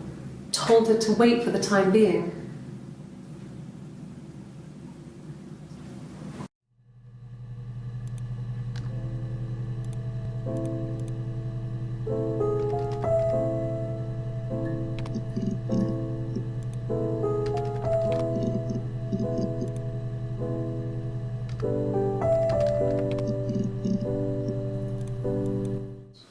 Did I pass? Sorry, I messed it up with all that Rapunzel stuff. Do you need me to do that card again?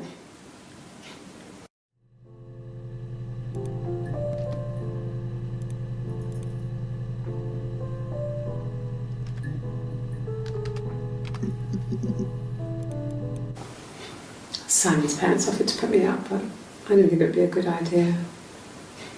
It would be too sad. Not right now. I'm staying at a friend's.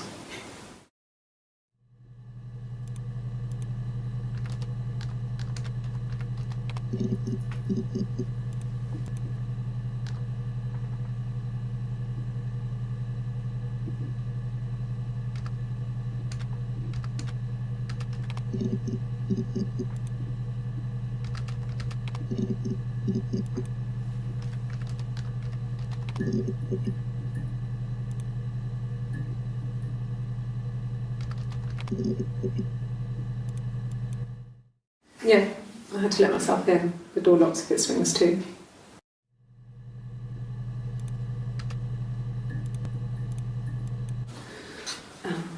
I sleep on the right side of the bed as you come in from the door. You can tell because I have two pillows and he just has one.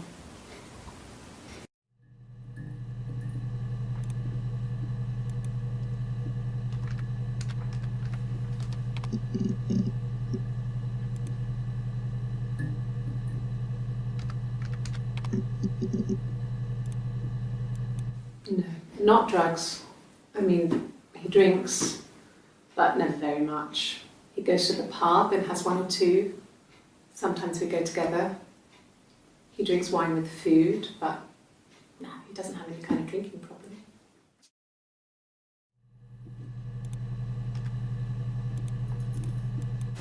God, I don't know. Could be anyone. Maybe someone followed him back from the pub. But why would he let them in? Doesn't make sense.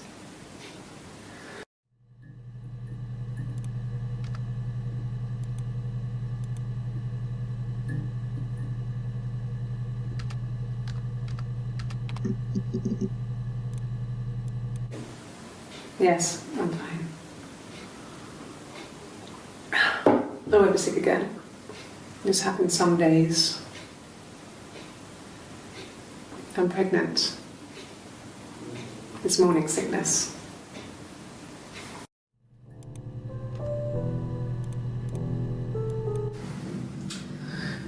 I was living in the attic.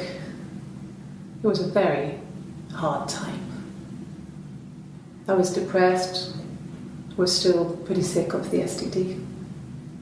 And I came down one morning and they were dead. They were in bed and both had been sick. They'd thrown up a lot. And I'd slept through it.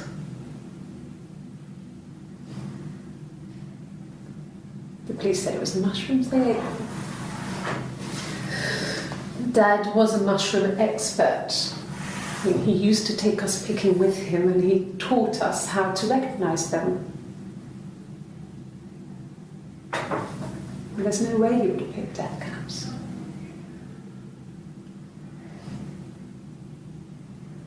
But the police believe that's what happened. They never even looked in the attic.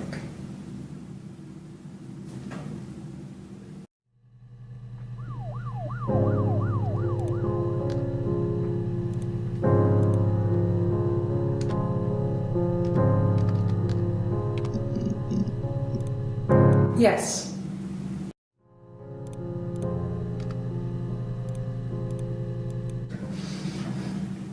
Yes.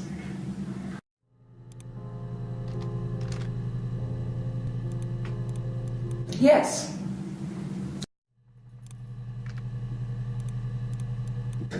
Yes.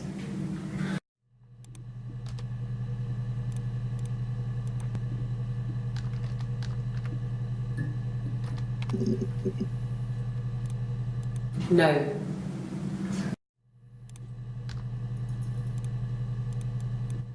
No. No.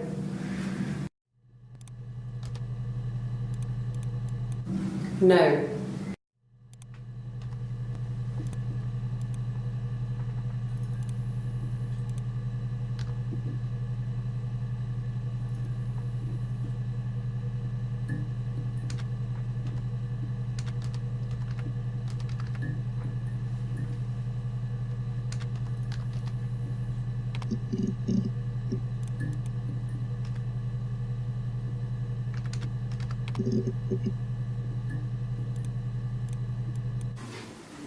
Simon was very moral about that sort of thing. He wouldn't just walk out there and sleep with anyone. He wasn't that kind of guy. He took his marriage very seriously.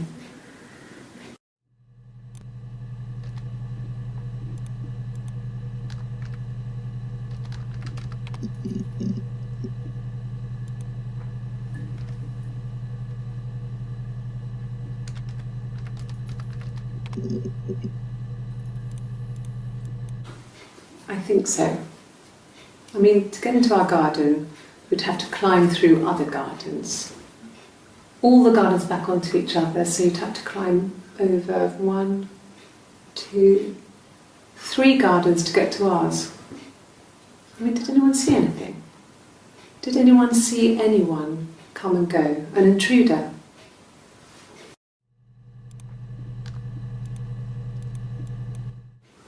I don't know if anyone really changes. You just become more yourself.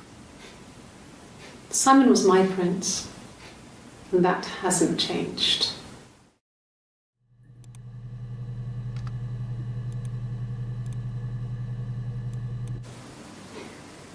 You're reaching here.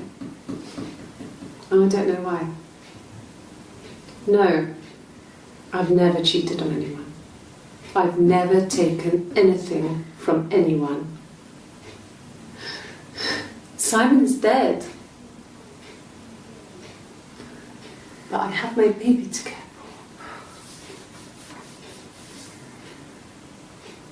for. Why are you trying to make me sad?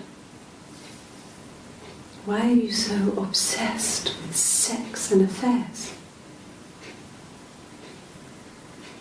You cheated on your wife. Is this your thing?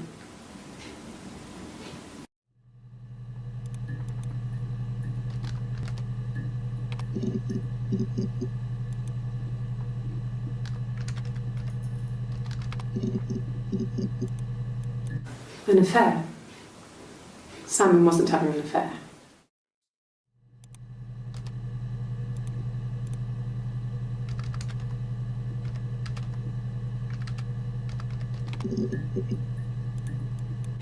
Oh God, I don't know. I mean, I guess The Rock. You've spoken to everyone there. Someone must have seen where he went. I don't know. So many things could have gone wrong.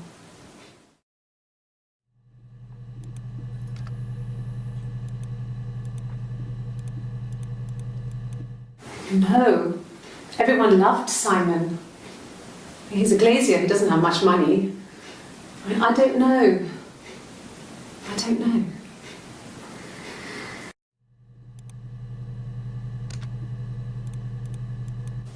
Hurt someone? Yes.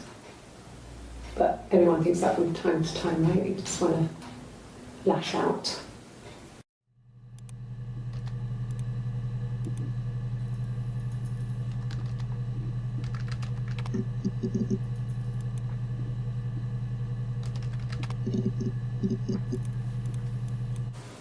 Okay. There's a girl and she's staring out of the window. She's sad. She's trapped. She's here. She's looking out the window because her mother won't let her out.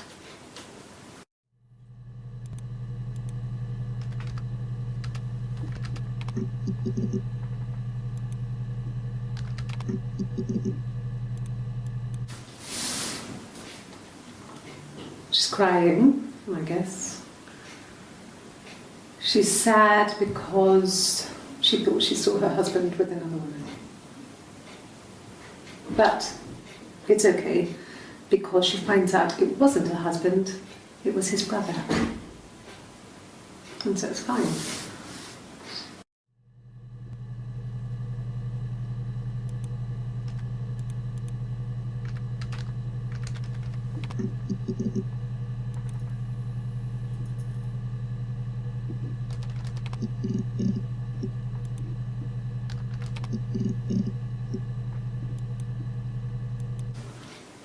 I thought it made me sound suspicious. It's not a normal thing to do, to drive to the other end of the country. I wanted to keep it simple. I know it was stupid not to tell you everything. Saying I spent the night in Glasgow when my husband went missing, I thought it would, distract you from what was important. It's different now. Now he's...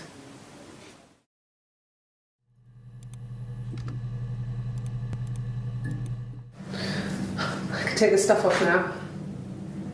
Did I prove I'm innocent?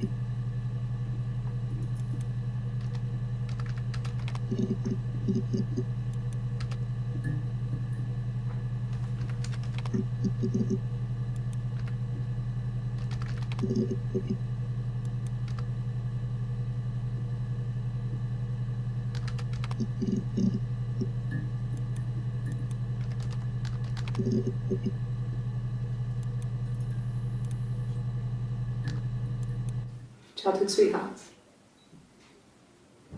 Something like that.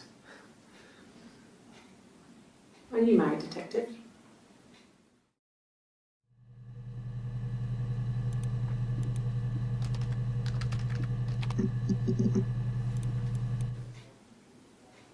A long time. We got married when I was 17.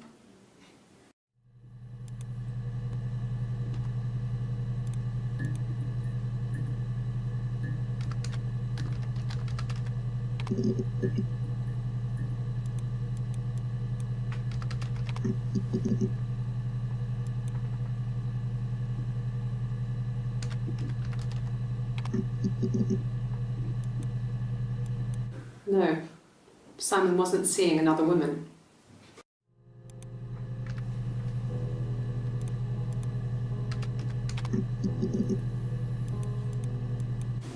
I wouldn't say that. It could be passionate. It's just, it was more than that. It wasn't just sex like I had been with the other boys.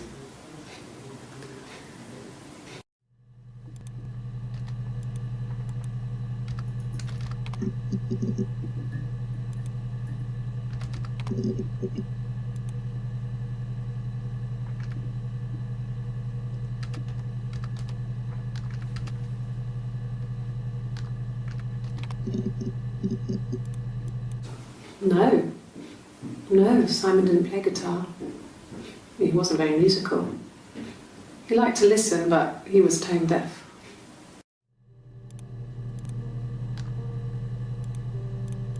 Yes.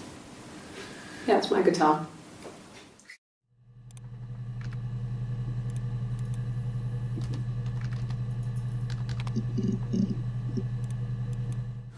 Like I said, I think I was popping out to get something, ran out of something, had to grab something. I sometimes drive too fast. If you want, you can arrest me for that.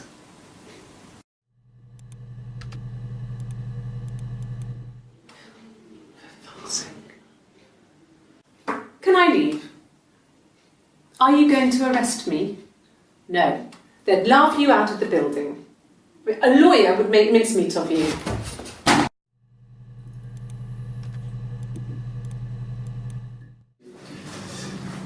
This is a nice room. This is where you take people when it's time to arrest them.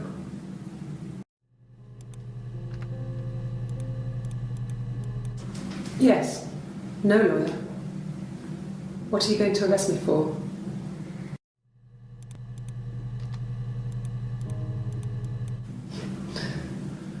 Can you arrest someone who doesn't exist?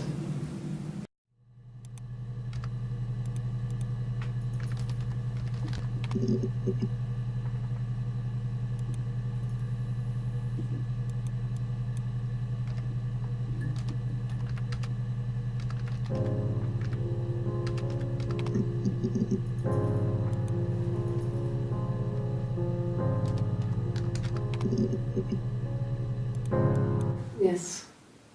I speak with Eleanor at least once a day. Not that there's anything much to say. It's more just...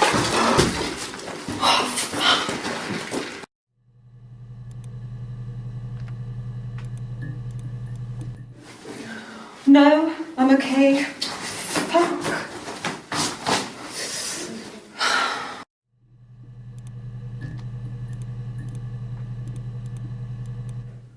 Are you arresting me? No. Fuck off. Open this door.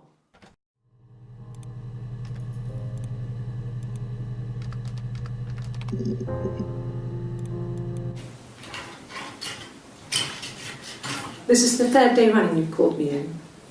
I speak to Doug and Eleanor every day. They say you've been asking a lot of questions about me. Should I be worried? Am I a suspect?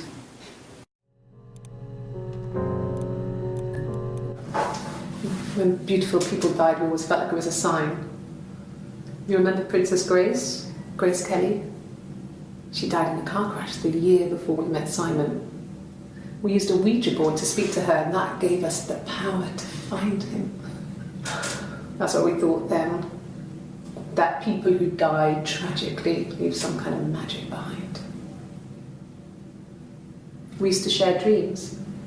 We used to wake up and write them down in our diaries immediately and compare them.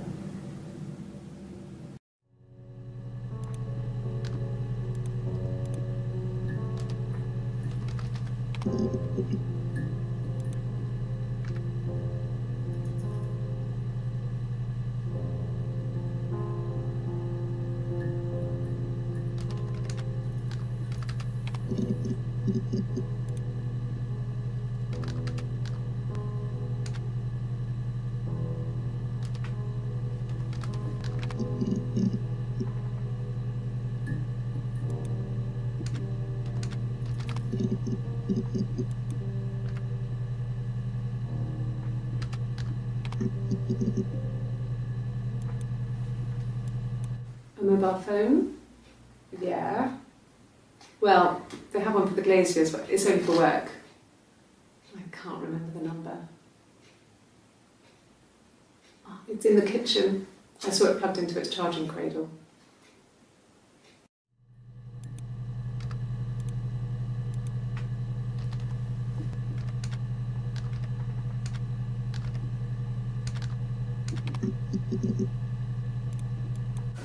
Okay, I'll try my best to remember.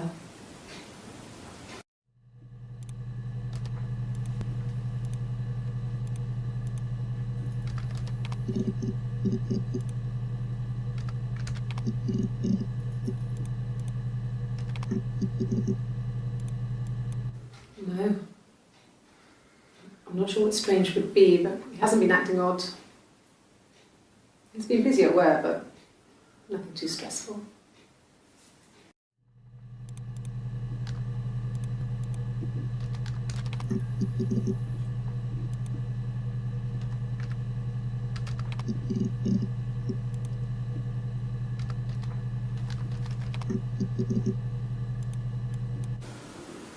I did.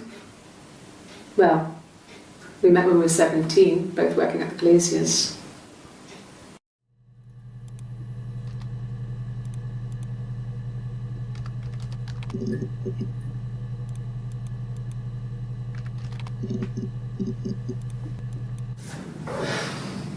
I think it was that time, the first time, at the house, in his bed, that I got pregnant. Amazing, right? This fucking magic sperm. And they say lightning doesn't strike twice. I didn't tell him. I missed 3 periods. I had pretty irregular periods anyway, but 3. I had always thought we were infertile. Both of us. I didn't tell him. Just waited. Hannah and I were meeting for our birthday, and I told her because I thought she would be happy for us both. I think she was.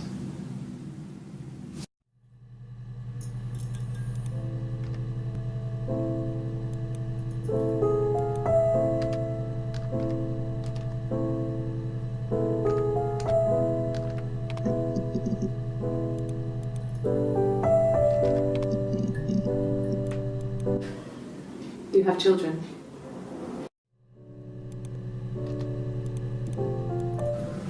Fairy tales. Stories about lost princesses, evil witches, magical mirrors and lost children.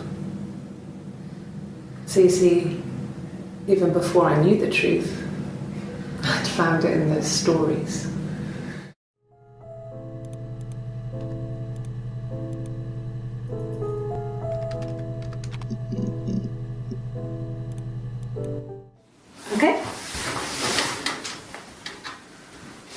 given blood before. Do you need to take that for your records?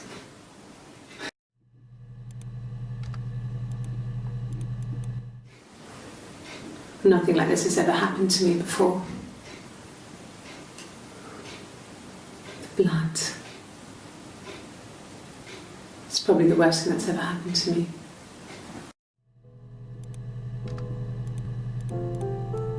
Like I said before, it was 3, something like that. I walked in, saw Simon. He was on the floor of the living room. His throat had been cut. There was a lot of blood.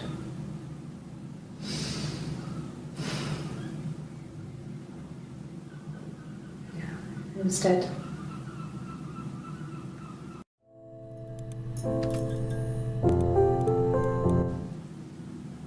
She was sat behind him. She had my wig on. And she'd been there all day.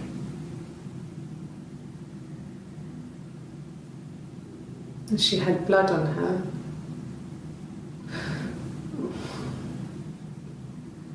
And she was in shock.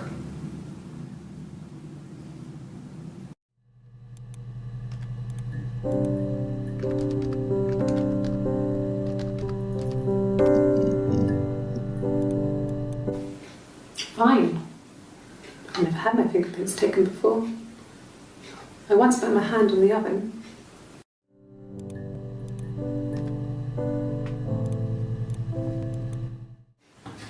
Fingerprints.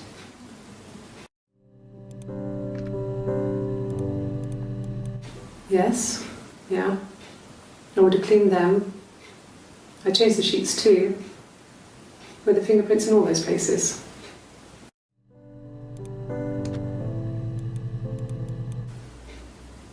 Could they have been my parents' fingerprints? I'm not sure how long they last for, but is that possible?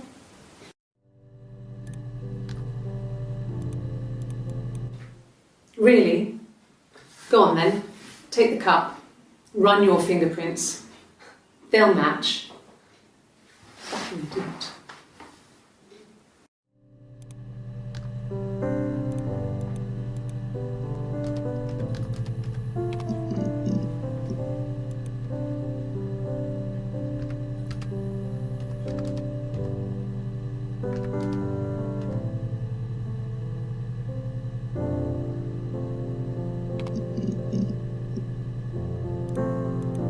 Yes, that's my birthday.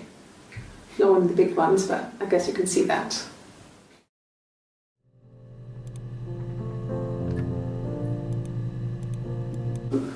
No. Well, yes. You found out on my birthday. I told him I was pregnant.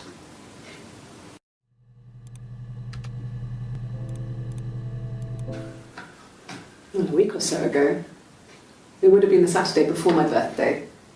You know, I get like that on the weekends, have a lie-in, then want to get up and blitz the house.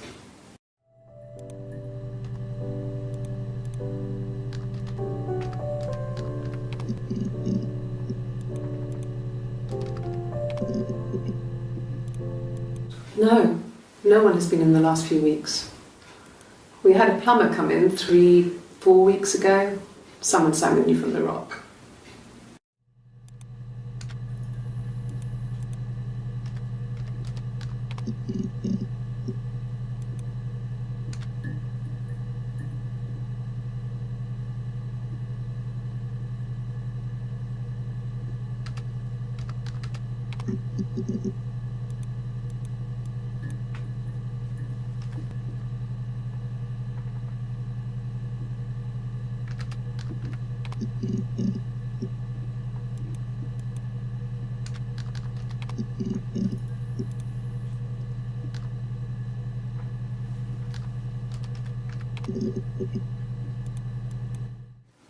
No, it's okay. The other detective has just gone to get me one.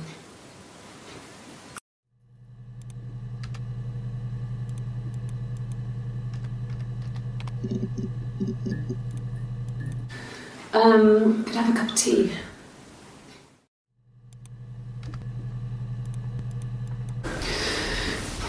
Maybe a fresh cup of tea?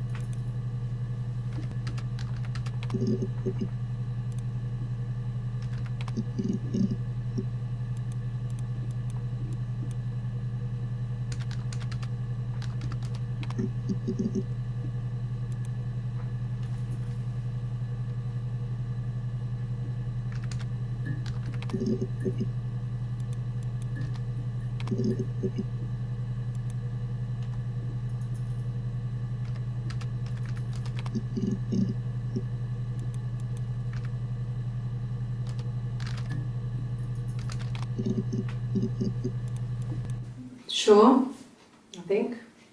I do all the bills and paperwork and handle all the money stuff, so it should be easy for me to find. Do you want them dropped off to you?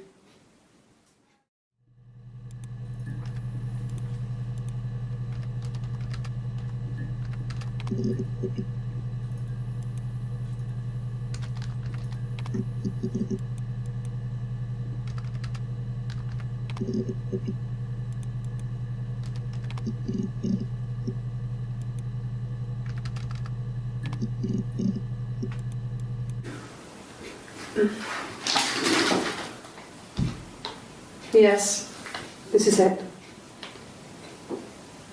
He made it himself. It's a special one-off. He made it. He decorated it. That's his thing. Where did you find it?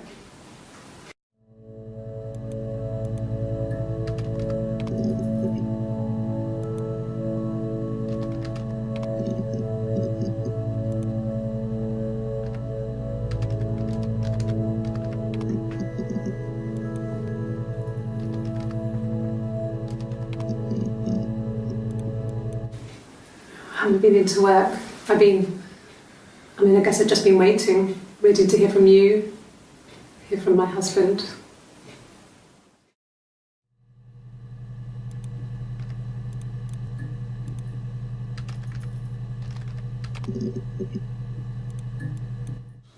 When you suspect someone of murdering their husband.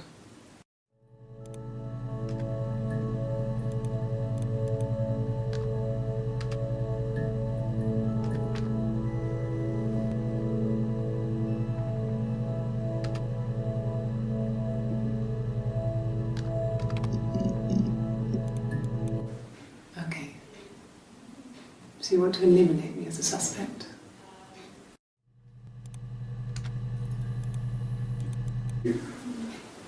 That should eliminate me as a suspect. If I was in Glasgow, can't be in two places at once.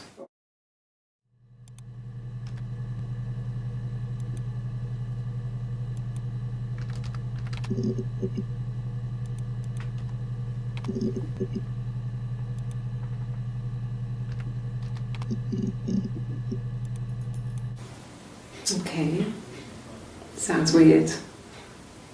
I'm not great at making up stories.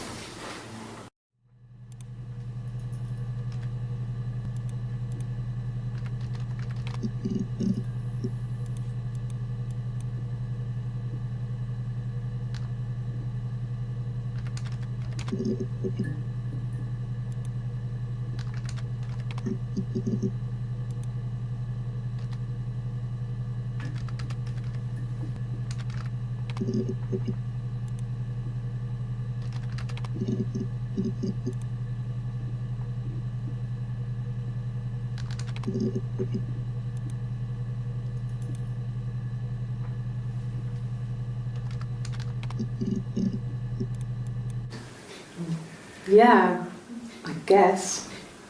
I mean, I'm quite a private person and I didn't want to get into the detail of the argument.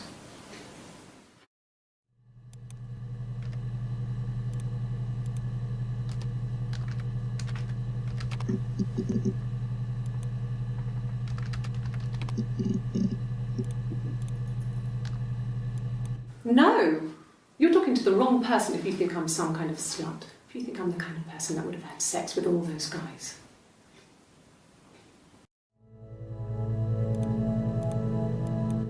Suicide? No. I mean, he would never do anything like that. He is not the kind of person to do anything like that. I mean, to hurt himself? No.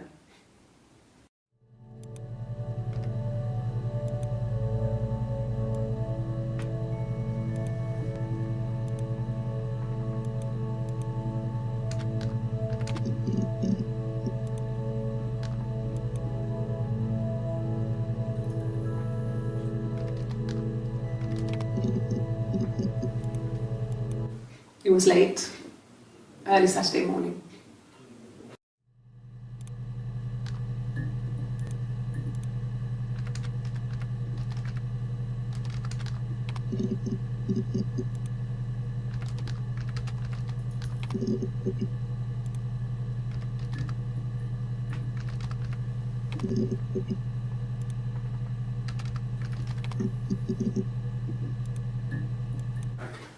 I didn't.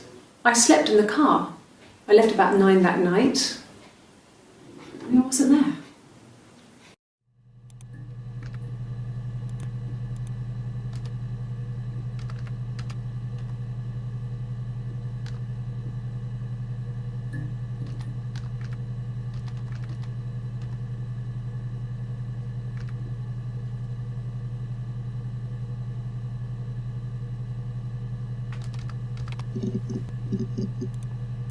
Yes, I always pull it shut and then lock the bigger lock with the key.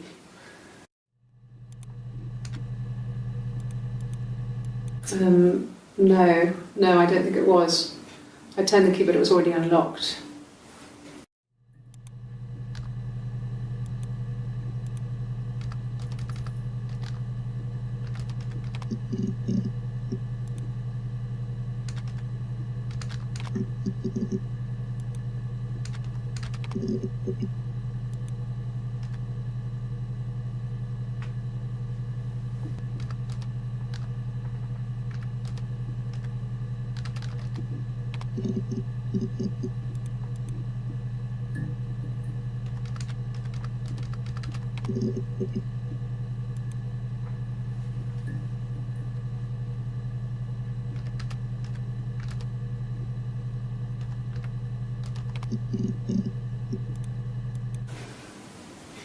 Yeah. I mean, I was infertile. Thought I was. They told me I was infertile after the miscarriage because of complications.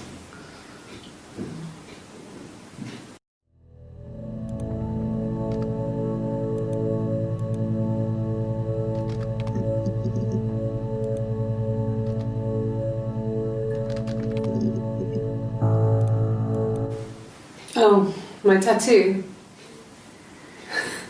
I got it to express my individuality. It's an apple and a snake.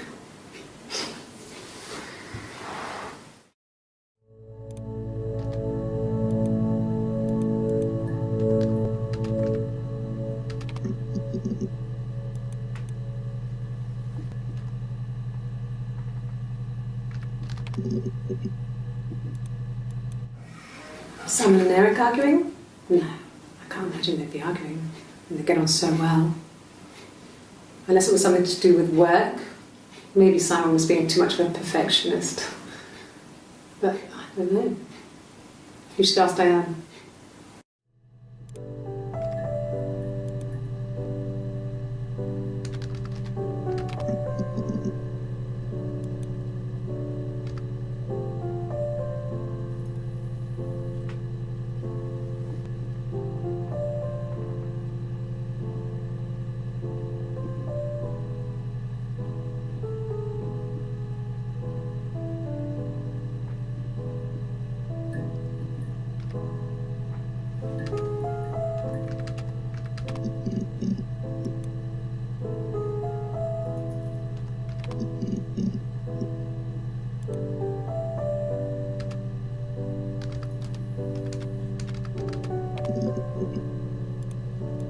Yes. He left after the argument. It was about 8 o'clock.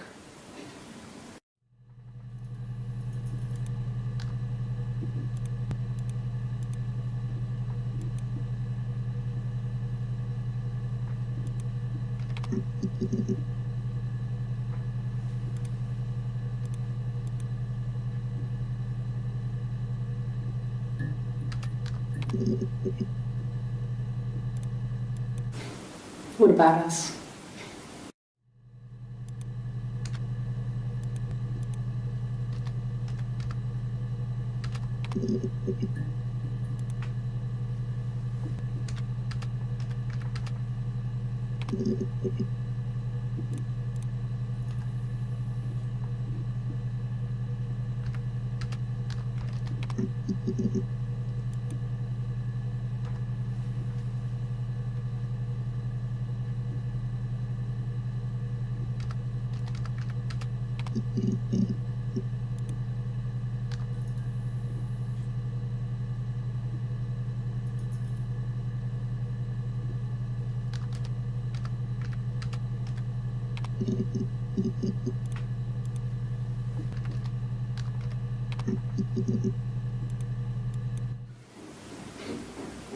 I wasn't in the house.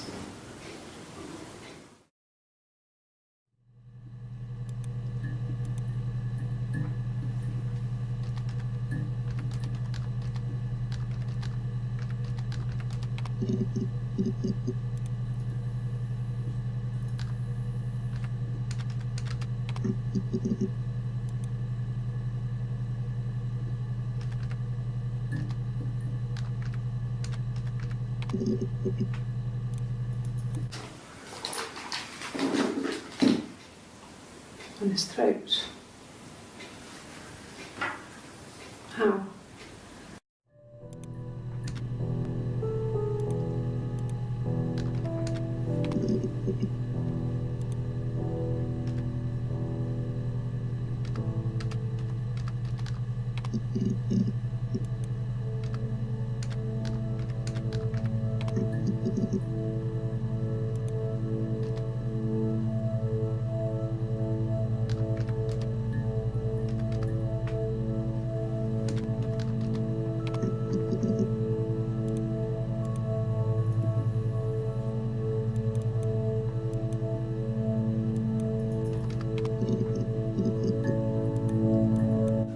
No, I have never been unfaithful.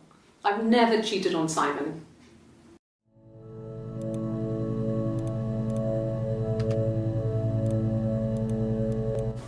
Have I ever cheated on Simon? You asked that question yesterday.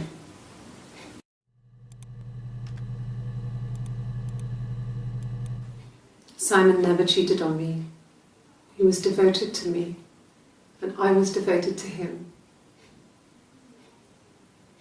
Nothing in life is easy. We were good to each other.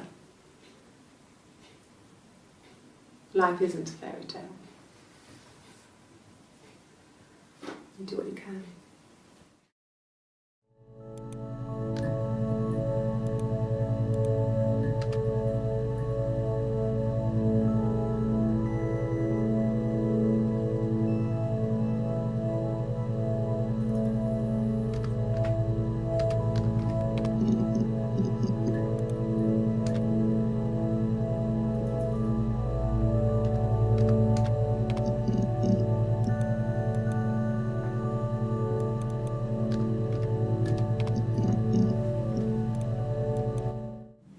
No. No, he wasn't wearing his wedding ring.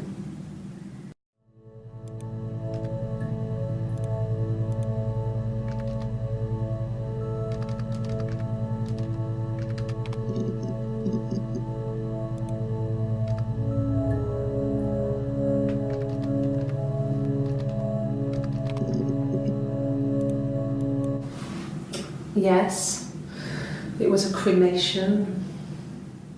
For the best. We both wore black and had veils, so it was easy. And after the funeral, everyone came back to the house. Hannah served up sandwiches, and I stayed out of sight.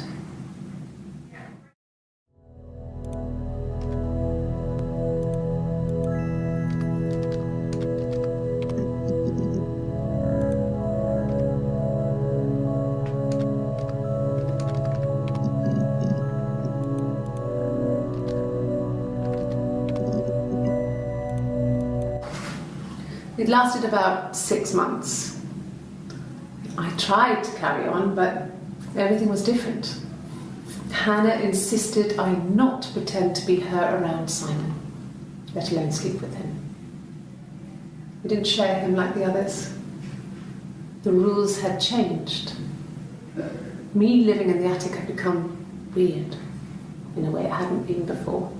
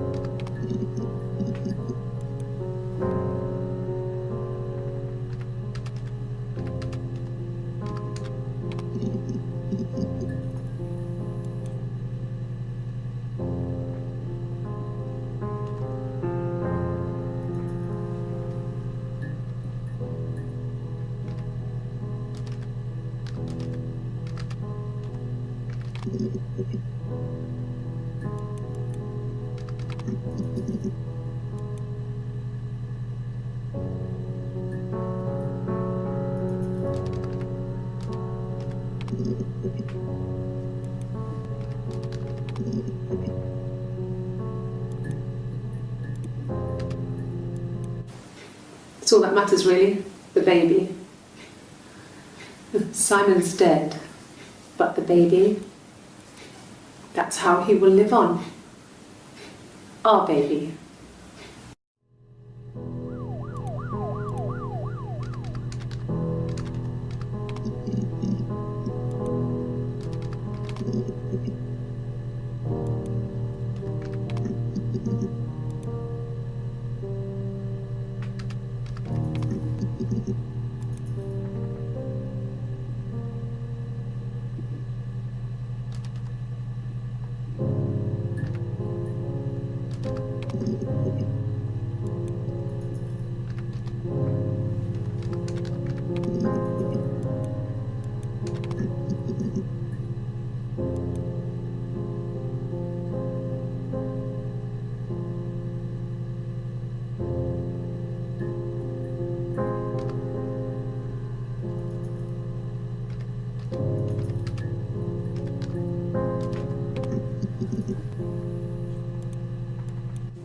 Rehearsed? You ask me the same question, you'll get the same answer. Is that your evidence? Of course I thought about what happened then. It's all I've thought about. My husband is dead.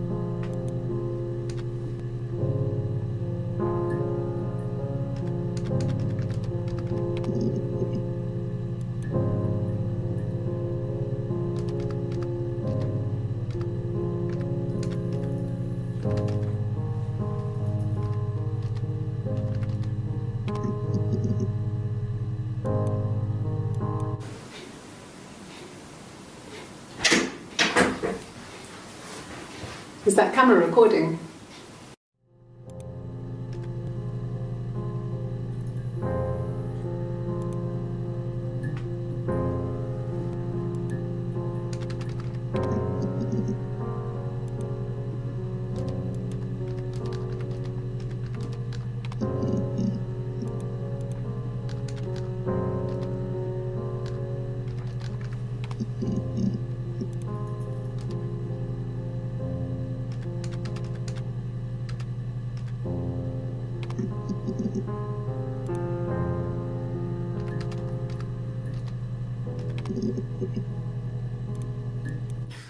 You must be desperate for leads if you're getting hung up over 6-month-old speeding tickets.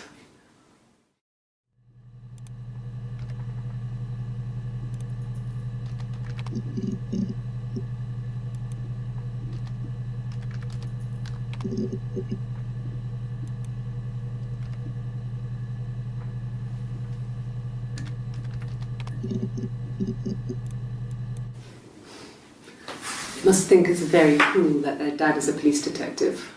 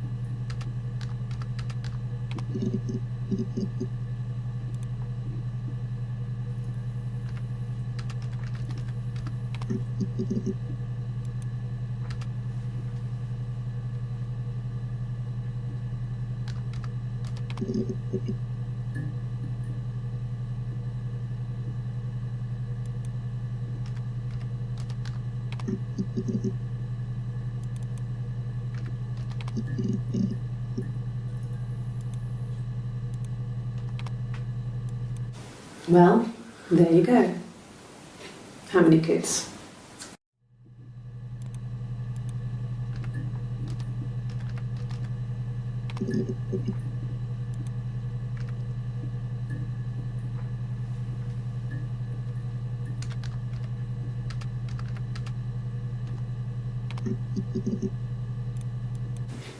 If you put me on You've Been Framed, I want the money.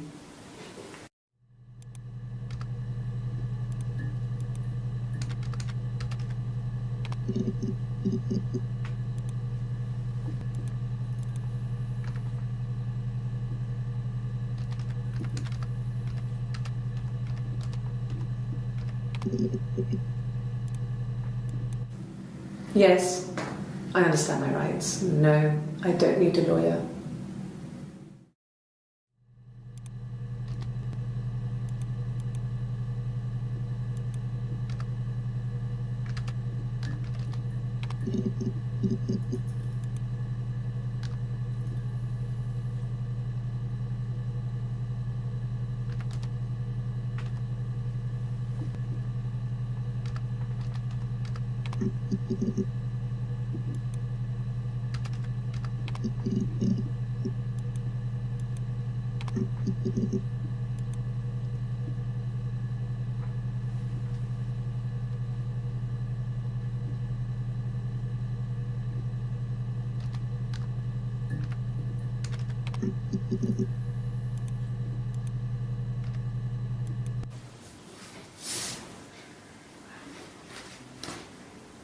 okay. She's being chased. They're trying to catch her because she did something bad. I guess she broke the rules. Or maybe they think she did something bad. Maybe it wasn't her fault. She looks scared, not guilty. Maybe it was mistaken identity. Did they catch her there? I don't know.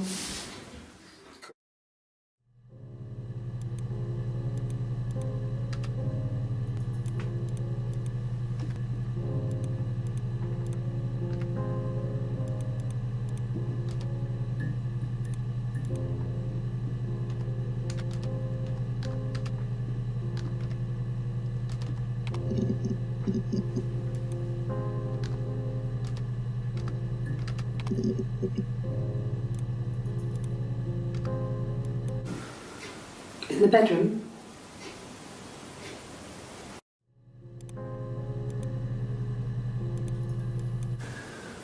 That can't be right. In the bedroom.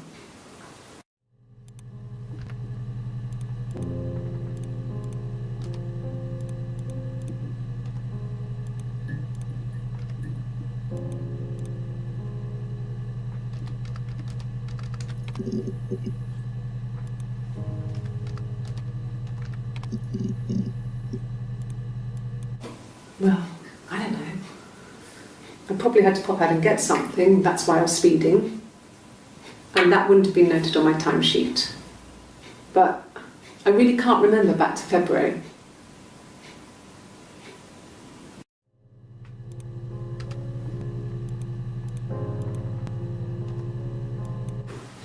Well, I remember the ticket, of course. I paid it without telling Simon. Didn't want to get told off. And they put points on the licence.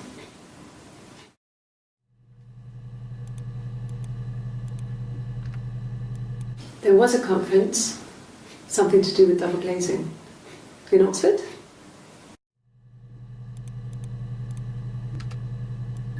Sorry, yeah, I get it. Yes.